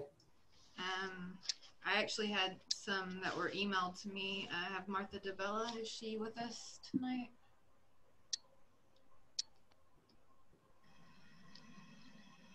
Nope, I don't think so. No. All right, who else? Okay, Carolyn Williamson sent in a form. Carolyn Williamson, is she here? No. Nope. Oh, sorry. Some of these say do not wish to speak. I apologize. It's been a while since I've gotten speaker forms. Okay. I wish to speak. Wait, who's that? Is that was Jeff Navarez. So we'll go ahead with Jeff while you look, Leslie, because we know he wants to speak. Okay. Yes, name and address. Thank you, Mr. Mayor. Jeff Navarez, 1009 Estate Drive in Kennedale. Obviously, I live in the HOA right directly next to this property. I'm just asking the council for at this time to go ahead and kick this deck back down to P&Z. And the reason why is all the problems that were addressed by the developer in the last couple of days since last week when they voted on it are addressed in the situation. I think that the neighborhoods, especially the ones that are backed up against the property, still had other concerns. And so I think if we just kick it back down to P&Z for another month and allow the developer just time to reach out to our HOA and just have a discussion about what's going on and talk about the concerns, which is some of them are the normal concerns like property values, the dust from construction, etc. But I think others were concerned obviously about the wheels on the houses, and they addressed that. So if we just kind of updated the neighborhood, the neighbors that were concerned about it, which for some of these people that had signed up that you just named off, and just give us a little bit more time to talk to developers about it, I think everybody could be on board about what's going on and what type of development they have. And every one of you know I'm a huge supporter of senior living centers around Kennedale and affordable housing. And I don't think that's what the concern of the neighborhood is. I think there's just other concerns. So I'm just asking council to kick this back down to P&Z until we have a consensus. All right, thank you, Jeff. Leslie, do we have anybody else? Yes, I know that Natalie Wera had requested to speak in the chat earlier. Nadia Guetta. Sorry. It's okay. Can you hear me? Nadia. Hi, Nadia Guetta, 101 Arthur, Kennedale, Texas. So okay. So initially my thought about this community, little pocket neighborhood, was a little negative, mainly due to the wheels and just the maintenance of these homes. But after hearing the new information about these particular homes, I'm pretty satisfied with the look, with the production, with the developers. So I just wanted to, make a couple of comments about communities like this. So according to the US Census, we will have 73 million baby boomers in the next 10 years. And most are likely widows, widowers, empty nesters, or citizens that no longer find joy in maintaining a big home and yard. A community like the Cardinal would be an ideal setting for those people wanting to downsize. I have been to communities similar to the Cardinal because I have friends whose parents have moved to communities similar to the one being proposed in Kennedale, and here were my observations. The communities are age restricted. With membership limited to a specific age, they'll be surrounded by like-minded people that share similar interests, making it easier to forge new friendships. They are able to maintain an active lifestyle because the community offers many different group activities, exercise programs, and group outing opportunities. I think that it's a convenient location, and my concern is traffic, but I believe the traffic would be minimal. The low maintenance living with smaller homes and the fact that they would have no yard to maintain would be ideal for people that want to downsize into smaller homes. I think the sense of community is important, and I think the Cardinal the communities that I've been to feel like a never-ending summer camp, and I think that communities like this would bring people together because it would be a fun place to be. I believe that a community like this is good for the mental health of our senior citizens. By providing them with good elderly care, they can stop them from feeling isolated and depressed. As a community, I think that we can provide our mature citizens a sense of community and a social life that empowers and energizes them. I believe this is a huge opportunity for Kennedale because it will allow our own citizens and people from other areas to retire in our safe community. I also believe that it would provide an opportunity for more people to visit Kennedale, shop in Kennedale, and bring more business to Kennedale. And that's it. That's all I got. Thank you. That's why you were such a good student. Thank you. All right. Do we have anybody else wishing to speak, Leslie? I don't believe that anyone else wishes to speak. We did, like I mentioned, receive several via email that I forwarded to the council. Right. I don't know if you wanted me to read those names. No, that's fine. Melissa, staff response? Well, I think we did try to work with the developer to address the two things that came up at P&Z.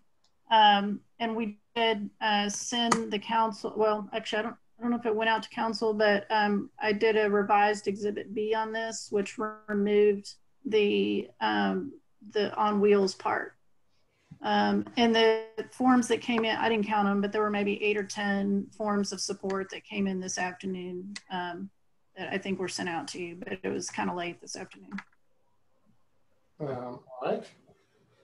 I'm going to close the public hearing, which I did not do, but I am closing it now. So do we have any questions from the council for Melissa or the developer? What is the price range?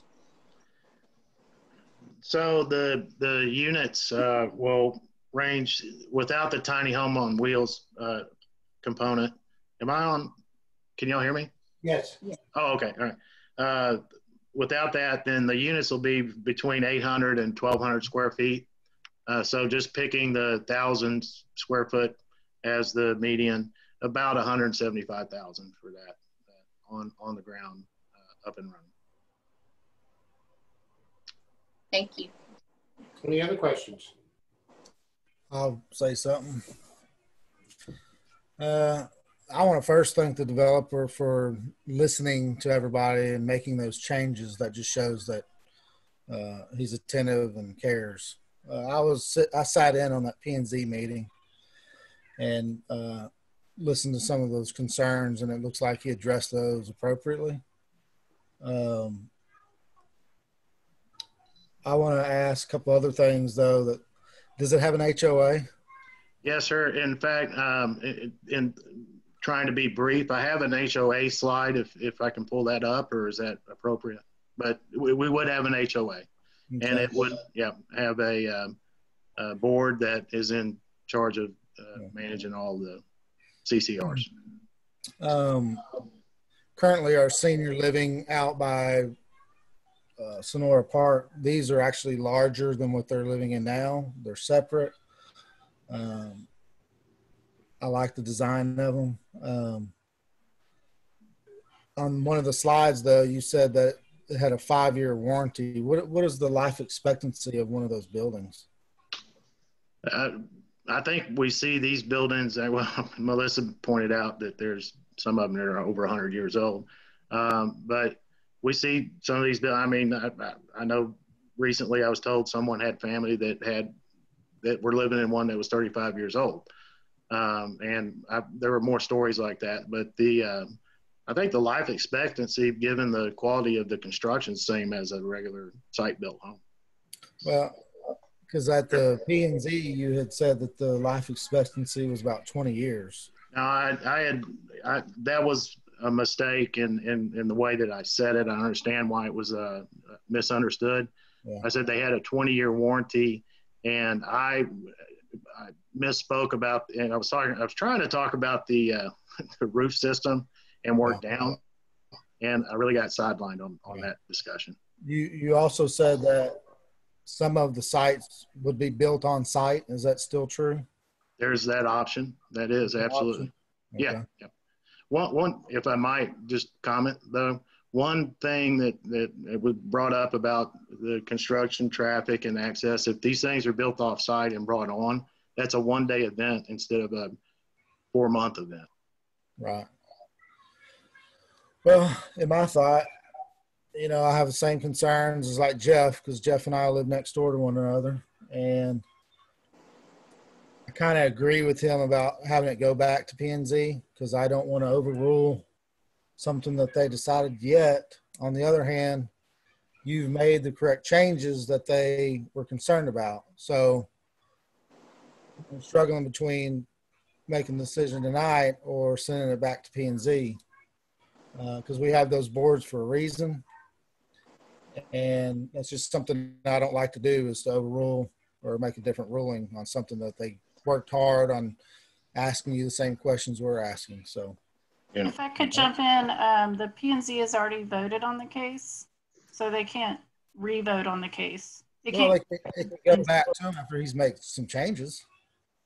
Well, if I could, Mayor, I think it'd be, pretty common and normal if the city council wanted to ask the developer to go back to the neighborhood and meet and respond, and as Jeff was suggesting, and have a meeting with the neighborhood and have the council postpone a decision and then have them neighborhood meet and then come back to the city council. I think it would be a little unusual to ask the P&Z to reconsider a case that's been advertised, heard, and voted on. And Drew, if you disagree with that, but I think that would be very unusual. Well, because you can do it. For instance, there's a subdivision that was brought in over by Bowen Springs, and it came back 3 times. So, if they make changes, they can come back. That's just my thought.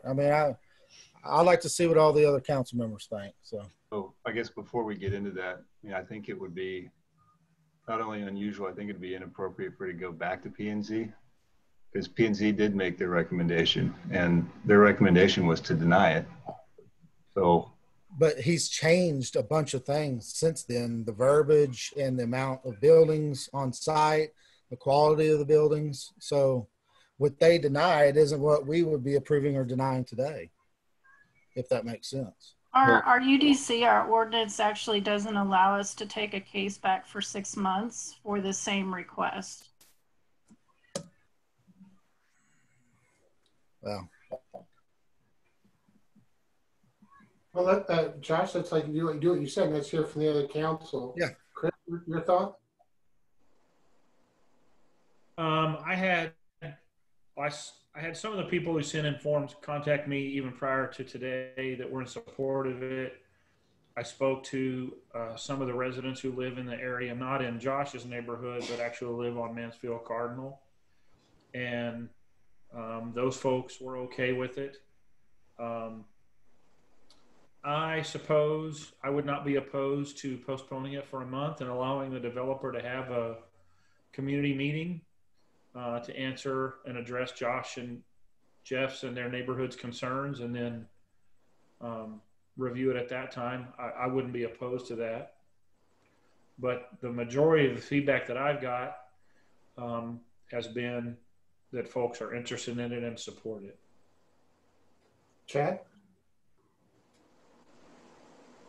Yeah, I mean, if the overwhelming consensus is that go talk to the biggest homeowners association that's literally sharing your backyard with you, that's fine. But taking it back to P&Z, I don't really see that being the option. There's no reason to hold up a project for 6 months, especially since this is a public hearing. That's why we have these, is so the public can come and give comment. So I mean, this is kind of the place to have those conversations now. I mean, I guess that's where I'm kind of at on it, is we're at a public hearing. All right, Sandra? Well, Josh did say that they made the changes that the P&Z was requesting. And Josh, how many, I also live in Brookstone, how many of our citizens had anything to say about this development? Was it a lot of them? Because none of them has. We had one speaker there.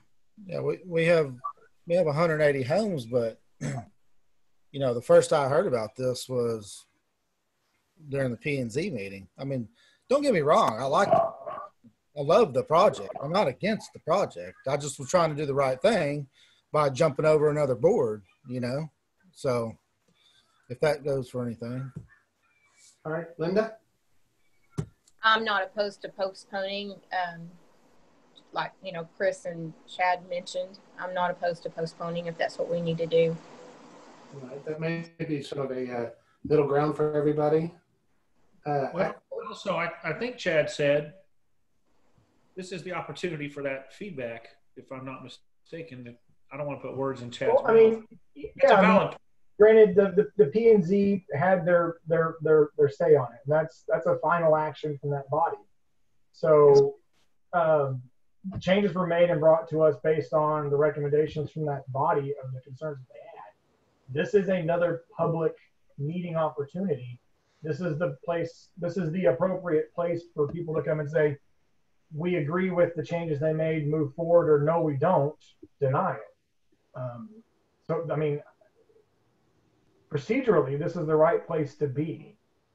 I don't think procedurally telling a developer who is probably pretty close to ground ready going, hey, in 6 months, I could have this ready to start, you know, pouring streets and that kind of thing.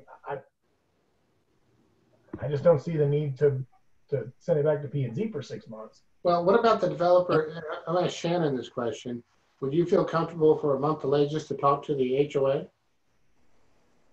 I'll do what this council asked me to do. You know, I'm comfortable with that. I worry about creating concerns where there aren't any to begin with, right. You know, and then that turns into another month and then another month. You know, if I could respectfully ask for a vote and, you know, I could move on. And if that means then I have to wait 6 months to come back, then that's fine.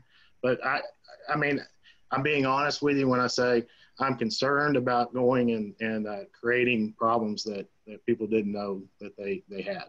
Does that make sense at all? And you're saying you're going to up or down vote and then wait 6 months and reapply to the P&Z rather than a postponement to talk to the HOA?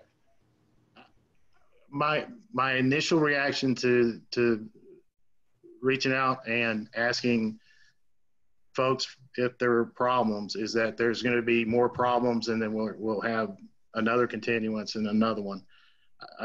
That would be my concern. And if someone could advise me maybe a little bit of how they think that actually might go. I mean, Well, Mayor, I think Chad has swayed my opinion. I think that was well said, and I'm willing to make a vote tonight. I think citizens have had 2 opportunities to speak. The developer has asked us to give him an answer. I think we owe it to him to do so. I concur. All right, well, does anybody want to give me a motion on case PZ 2009? I'll make a motion that we approve case PZ 2009 as presented this evening. Have a second. Second. Further discussion? All right, well, Leslie, you call the roll.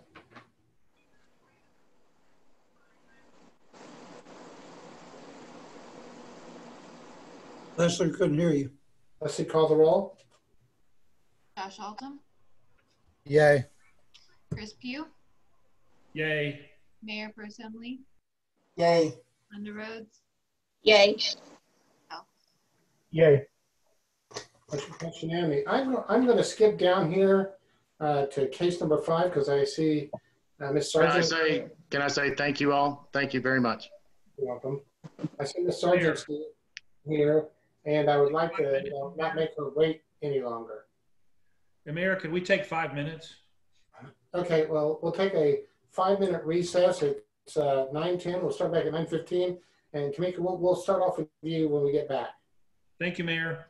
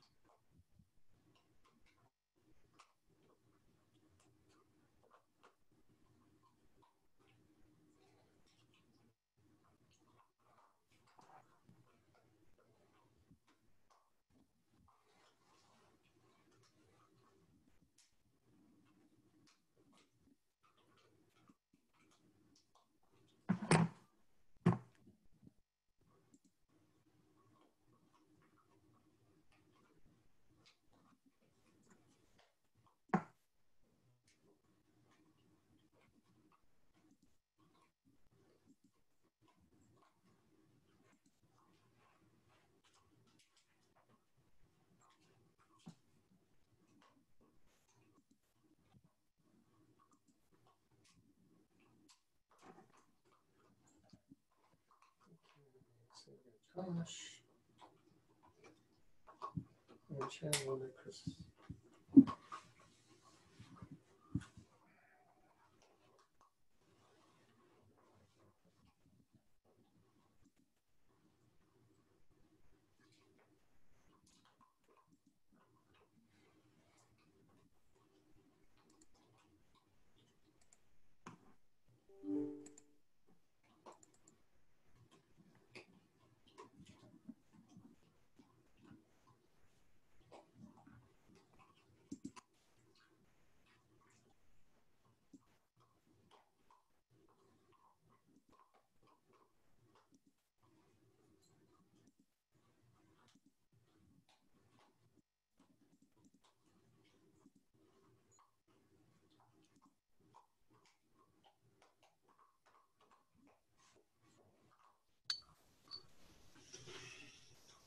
If you hear a crunchy sound, that's my dog with a chew bomb.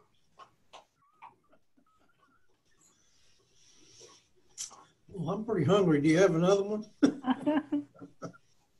wouldn't work well with your dentures. Huh? It wouldn't work well with your dentures. Yeah. All right. I have 11:15, 9:15, 11:15. Wow. Let's get this meeting back to going. Is that your same Dr. Pepper, George, that you've been nursing this whole? Sorry. Wow. All right, so let's bring up case PZ 2012. Okay. So this is 900 Kennedale Sublet. This is at the corner of Kennedale Sublet and North Little School Road. This is the location.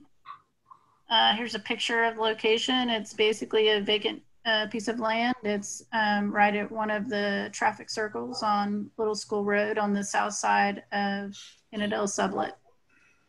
This is part of a what's proposed to be a neighborhood village that is in our comprehensive plan, in our future land use plan. This is the location with the star.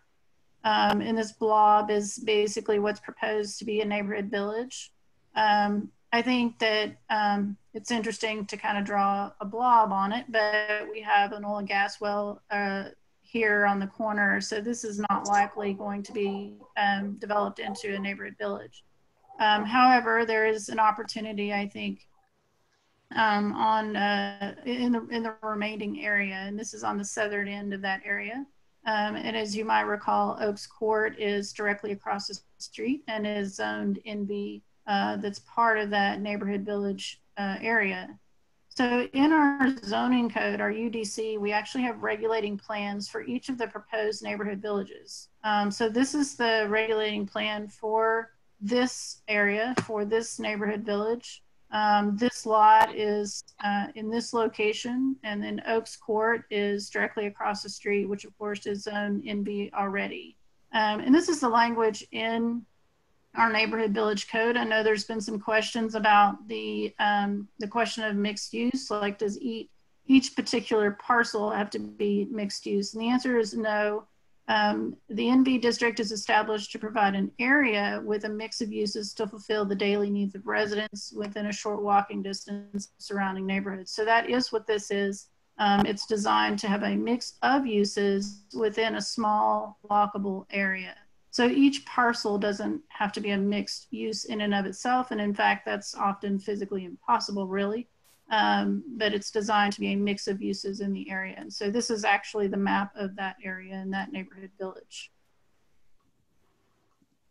Oops. So this is consistent, directly consistent with the comprehensive plan to be neighborhood village. The applicant is here, but my understanding is suggesting doing a community center on the site. So that would just need to meet the neighborhood village requirements in terms of the walkability and the siding and so forth. P&Z did recommend approval 5-0, and staff does recommend approval. All right, so we'll bring this up. Have the applicant, Kamika, do you wish to speak about this project to the council?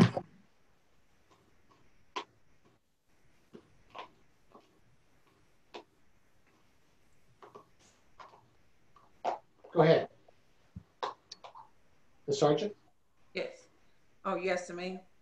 Yeah, yes. Oh, okay, okay. I'm in hopes that you guys do consider my project because I think the project will benefit the community. Right now, the board that I do have consists of educators. And at this time, we do reach out to the seniors and we try to, do fundraisers and things. And with this here, we would do a lot of mentor programs.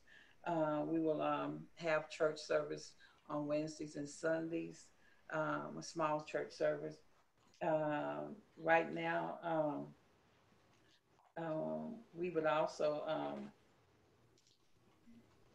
once a month, we would do not maybe like once every 3 months, we would do a shot clinic for the animals. We would also just try to get in everyone that we possibly can to meet their needs according to the needs of the Kennedale. What we're offering is not anything like it around in this area at this time. I noticed that there's a lot of home building that's going on. And basically, as far as the children are concerned, I have a son. I want them to be able to come out, especially with COVID-19, to come out to get tutoring, mentoring. And as I stated before, about 6 ladies on the board are educators. And so with that being said, we would have the seniors and anything that's needed. We would go and speak with the community and see what would be needed according to our calendar once a month and find out what would be needed for the citizens of Kennedale. And also it will bring in money also for Kennedale as far as taxes and things are concerned. So with that being said, we just want you guys to consider what we're offering. And with the people in this particular area, like I said, there's a lot of homes, but there's just no place where people can just stop in, have a cup of coffee, sit in, just, hang out with their friends, the adults, and just, come in the mornings. We'll be offering donuts. Come in and just sit down, go to work, and evening time, we would let the seniors come in if they want to, sit down, play bingo, go home. It's just something that I feel like that it's a mix of things. And like I said, we will have a calendar to try to fit everyone in the community. And we will have a meeting room also to where if there's meetings that anybody would need to have, we would have that. And right now, we're basically just trying to set something up that's different here in Kennedale. So let me just repeat your explanation. I couldn't hear you well. You're going to be doing tutoring for students. It's a place for seniors to meet as well and other groups. Is that correct? I'm sorry, sir. What's that? I'm sorry, sir. What did you say? I said, I'm sorry, I got confused by sir. That always throws me for a loop. You said that you're going to have places for students to tutor. It's a place for seniors to meet and other people to meet, correct? Basically, just the needs. If yeah. Sarah does a lot of things with the seniors. If she, like some once a month or so, I do a can drive for her. If she was to ask me, well, Miss Sargent, can we come over? Sure, you come over, and we'll do a can drive. We would have programs set up for her. And as far as did you state tutoring, my daughter's a special ed teacher. She would do some tutoring right now where COVID-19 is. If any of the children need extra tutoring, we will be able to do that. We have a Spanish educator, and if we need to bring her in also. Like I said, basically all of the people on my board are educators. So at this point, whatever is needed for Kennedale, that's where we're standing. All right, thank you. I'll open the public hearing. Do we have anybody wishing to speak on the public hearing? Leslie? I'll speak, Mr. Mayor. Oh, okay. Jeff Navarez. Thank you, Mr. Mayor. Jeff Navarez, 1009 Estates Drive. I vote for support for what Tamika's trying to do with the property. And matter of fact, I'm looking forward to when she breaks down for us to do an article about it. My only concerns is just the entrance and the exit of the property so close to the roundabouts. Where it currently stands is a very sharp turn, and I'm sure they'll address that. I just haven't seen any plans. But I think anybody who understands who lives on that side or uses that side, how quickly that comes around and how close that is to that entrance. So if we can just address that concern, maybe push it down more towards the high school side of the property for that entrance and exit, I think that would address that. Thank you. Thank you. Does anybody else wish to speak? Roy Bainig signed up to speak. He's in council chambers. Who has? Roy Bainig. Oh, okay. Hey, Roy. I sort of saw you disappeared. So, Roy Bainig, please come to the podium. Thank you for wearing a mask, I might add. Unmute somebody. Unmute Roy. Sorry.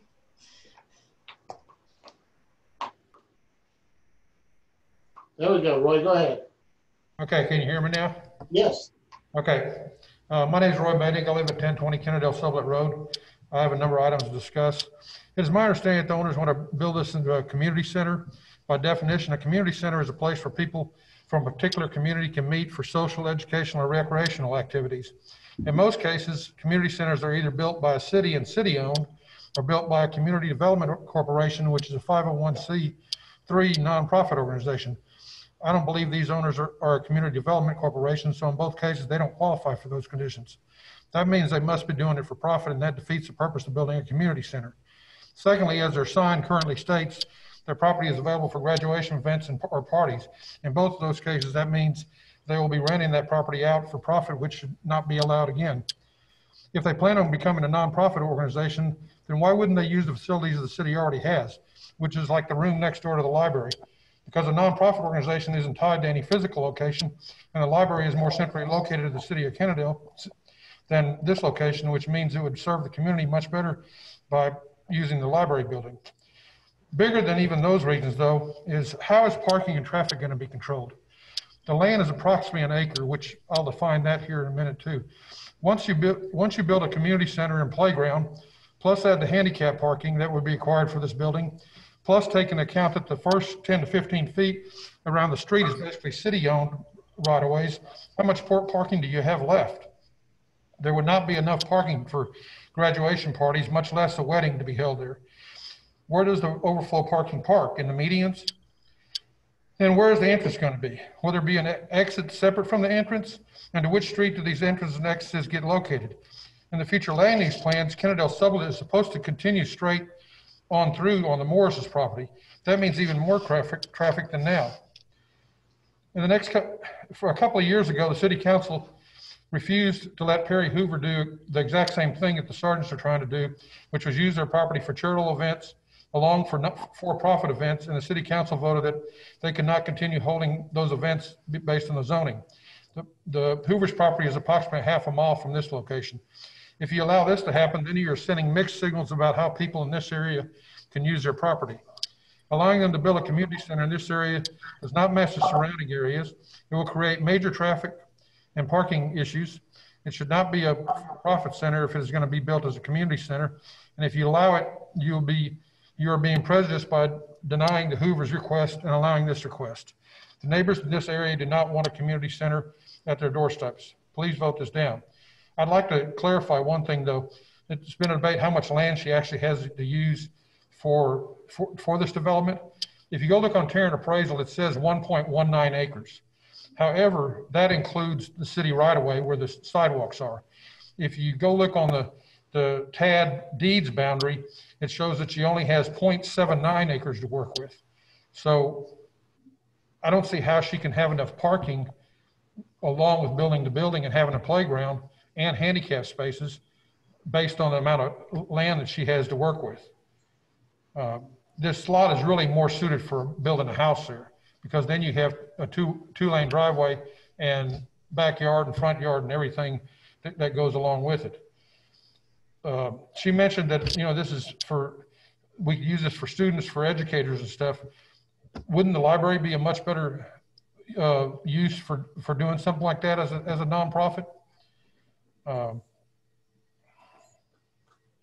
I mean, the thing about it is, once you change it to NV, if she can't make the property work with building the building and everything, then you can't go back and change it back to AG unless somebody requests that.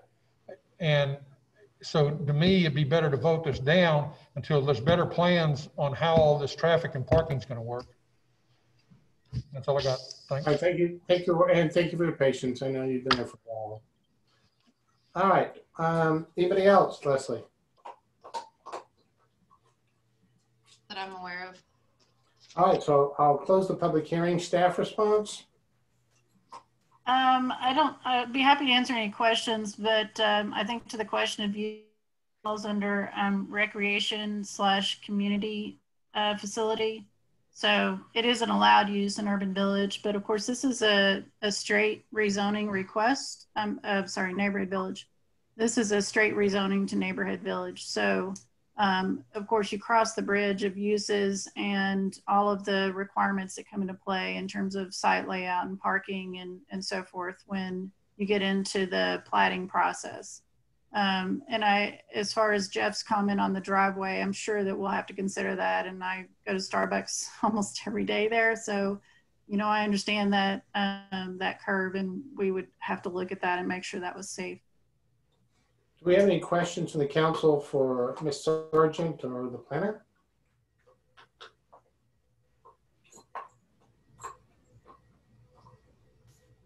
Well, by the way, so I'm going to close that public hearing, by the way. Make sure. Any questions? Josh, you had one? I just have some remarks. I would assume whatever kind of layout she has is going to be at an L shape. There'll be an entrance or exit on Little Sublet Road closer to the house that's down there now, and then another entrance exit would be on Sublet Road closer to that house over there. So I don't see traffic to be an issue.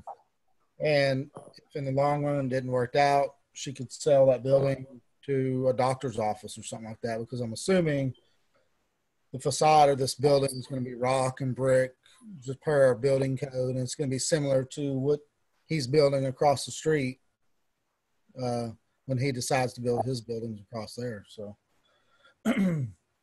and I do have a question for her. So you could rent the facility? Well, we are a nonprofit 501c3, and yes, we could. And so, but at this point, we are both 501c3 and a LLC.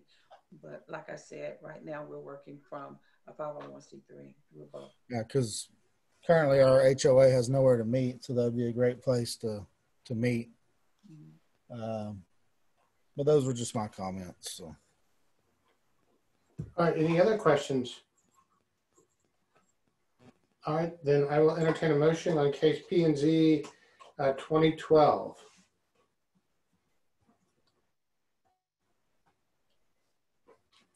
I'll make a motion to approve case PZ 2012.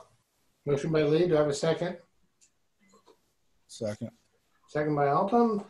Further discussion? All right, since I'm seeing none, Leslie, you call the roll.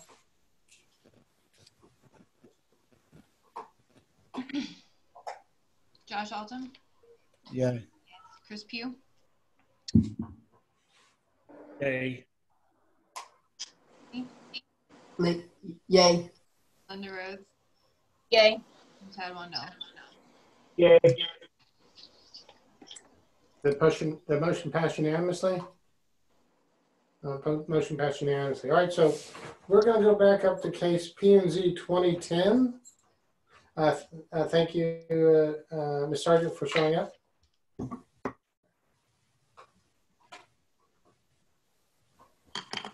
Okay. This is a request, recommendation for a revision of the UDC for Old Town 3 and 4. Something that came to my attention a little while back, that OT3, Old Town 3 and 4, actually has a minimum 2-story requirement.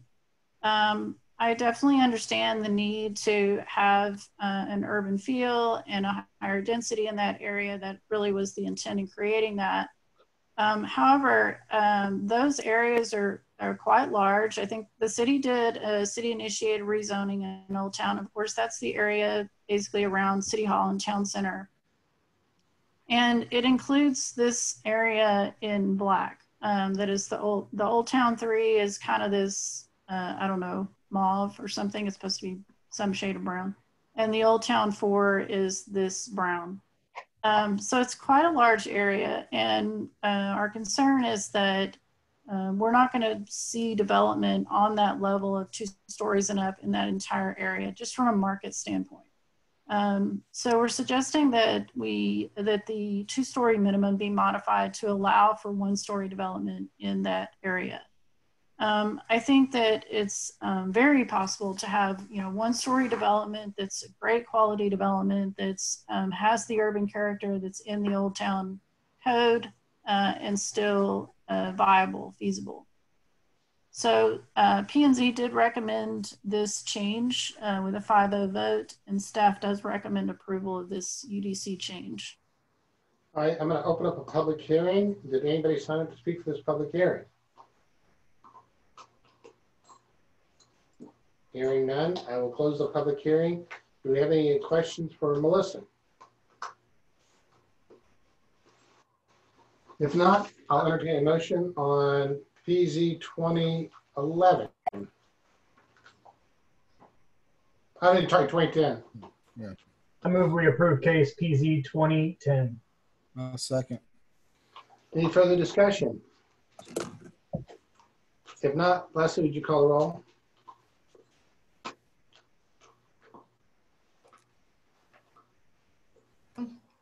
Leslie, will you unmute? I unmute. I'm just kidding. Brian. Okay, Josh Altum. Yay. Chris Pugh. Yay. Mayor Pro Tem Lee. Yay. Linda Rhodes. Yay. Chad Wandell. Yay. Motion passes unanimously. That brings us to case PZ 2011. Okay, this is another recommended UDC revision. This is a revision to proposed revision to R3 and R4 to allow a 20-foot front setback instead of 30. We've had actually just this year alone, we've had 3 Board of Adjustment cases as an example to address the rear setbacks for their pool. We require a 8-foot setback on the a building setback and an 8-foot rear setback. So by the time essentially you put in your 30-foot setback and say a 3,000 or 4,000 square foot home, you essentially might be left with a 20-foot backyard, and that's really, really common. And so with that and with the added challenge of a lot of retaining walls that we see in Kennedale, you may end up with essentially a 6 or 8-foot wide pool. Additionally, we're seeing, particularly with COVID, and I think this might be a continued trend, the desire to put other amenities, gazebos, and backyard kitchens and that sort of thing as people spend more time at home. We've been very, very busy with permits for accessory buildings and that sort of thing. So by allowing the 20-foot setback, it doesn't change the size of the lot or the size of the home. It literally just allows for more space in the backyard to have those amenities to allow residents to build things like pools and gazebos and outdoor kitchens and so forth and fit those things in their backyard. It's just the 30-foot setback is creating a very small space. We also have a developer that has expressed an interest. This is the one on Eden Road and 20-foot setback, so that for that very reason, they can put in these amenities in the backyard. Of course, you don't put those amenities in the front yard. So he's hoping that we can make that change in order to allow for more amenities in those backyards. So the P&Z did recommend approval with a 5-0 vote, and staff does recommend approval of this change. All right, well, I'm going to open the public hearing. I see that Jeff Navarez has wished to speak. Jeff? Thank you, Mr. Mayor. Jeff Navarez, Chairman of the BOA, 1009 Kennedale. I'm sorry, 1009 Estates Drive in Kennedale. I just wanted to bring up that this has actually been an issue in the last year in the BOA. We've actually had this type of case come up more often than others. And we just see that certain properties on the backyard are just smaller. For example, my property has a huge front yard, but the backyard is kind of weird shaped and smaller. In normal cases, like the BOA stance has always been that the former fire chief has expressed concerns about firemen being able to get back there in between housing and the gating between properties. But the current chief has expressed on these properties that there's no concern. I think the BOA has seen enough of these cases that we would support the change and what Melissa's trying to do, that there's properties around Kennedale that is affected by this. And a lot of these properties are interested in doing gazebos and pools. And instead of us doing exceptions all the time and laying out a standard, I think we should just change the rules as in general. Thank you. I don't see anybody else who's signed up to speak. So I'll close the public hearing. Any questions for Melissa? I have nothing to add. All right, so I'll entertain a motion on, I just wrote my paper, case P&Z 2011. And as a reminder, max stories for principal buildings will remain unchanged. That amendment, I'm guessing. There's an error in that ordinance, and for the record, that's my office's mistake, so I apologize. But yeah, max stories for principal buildings will remain unchanged. All right. Entertain a motion for 2011. I'll make a motion. We approve case PZ 20-11. I have a second. I'll second it. Second from Sandra. Any further discussion? Then please, Leslie, unmute and call the vote. Josh Alton. Yay. Chris Pugh. Yay. Mayor Pro Tem Lee. Yay. Linda Rhodes. Yay. Pat Wandell. Yay. Motion passed unanimously. So that means one last thing, but I just want to take a moment. I know you've all worked incredibly hard on the budget. I know that you dug into the budget more than maybe most I've ever seen, looking at the numbers. And I know you're not going to make everybody happy. And if you try to make everybody happy, you make nobody happy. And so I just want to commend you on the incredible job and the work you put in to try to solve this budgetary problem. And, you know, if anybody criticizes you, tell them to call me and I'll set them straight. But thank you for all the work that you've done. Now, all we have left then is a motion to adjourn. I move we adjourn. I have a motion for Josh to adjourn with his strange curtains. Do I have a second? I'll second because that was Chad that motioned. Oh, sorry, Chad. Chad, who looks so scientific. Josh with a strange curtain second.